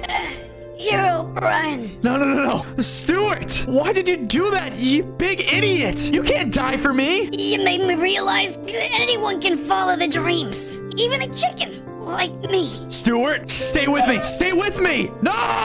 Alastor shall die for this. I stormed out of my base and laid a waste around everything that I saw. I used my lightning to strike down everything in my path and shot fireballs burning everything around me. There was a town nearby and it needed to be destroyed. I teleported in the middle of the town and started destroying the entire place. I burned buildings down to the ground and killed villagers with lightning strikes. The villagers started fleeing, but I didn't care. Everyone was going to feel my wrath. A villager stopped running and stared at me. Why? Why are you doing this? Why? Because I can. I shot a fireball at the villager and instantly fried him. Fear was all around the atmosphere, and I can feel it making me stronger. I even had 10 more hearts. Now, this world will understand true pain and misery. You are next, Alastor. On days 91 and 94, I made my way back to base when I spotted the elemental being nearby. What do you want? You're tearing the world apart, Herobrine. You need to stop. And why should I? All this is because you couldn't calm down your boyfriend. Then focus your attention on Alastor and stop him. I began to calm down. Stuart's death is on your hands, Mavis. Alastor needs to be stopped once and for all. I decided before I went out, I wanted to give my friend a proper goodbye. We returned to base, and I built a grave for Stuart. I promise, old friend, I'm gonna make Alastor suffer for what he's done to you.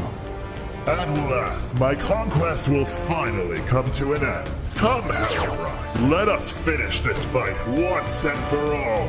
What's that? An invitation. It's time that me and Alastor settle things once and for all. I teleported myself in front of Alastor's castle. An army of his henchmen were waiting for me. I flew up into the sky and summoned lightning bolts around the castle, laying waste to it and the henchmen. I shot fireball after fireball at the demons, killing swarms of them with ease. The demons were so shocked by my power that they didn't even know what to do. I landed in front of the army and used my wind powers to blow some of the demons away. A group of demons tried to charge at me, but I used my ice ability to freeze them in place. You guys are making it too easy. I summoned another lightning bolt and destroyed the frozen demons. Using my elemental sword, I charged in and easily killed other demons, one after another. This cannot be. I'm supposed to be the most powerful villain, not you. Alastor floated in the sky and flew away from the castle. Where do you think you're going? I was about to fly after him, but Mavis stopped me. I'm sorry for what happened to Stuart. Go, Herobrine. End this. I will. I flew off towards Alastor. On day 100, I spotted Alastor in the same kingdom where it all started. You dare think you would ever have been a better villain than Herobrine? This world isn't big enough for two powerful villains. Oh, you're a villain, all right, but not a powerful one. Oh, yeah? What's the difference? Presentation! Lightning then started to shoot across the village. The warlock flew right at me, but I knocked him to the ground with my sword. Alastor cast a spell on me to try and weaken me. It hurt a lot, but I can't give up now. I used my ice powers to freeze the warlock in place. Then I shot him with a giant fireball and a lightning bolt to break him out of the ice. This can't be happening. Alastor was very weak, but he kept fighting back. No! I used my elemental sword to strike down the final blow to Alastor, killing him in front of the villagers. There is only one villain to fear in this world, and that villain is Herobrine.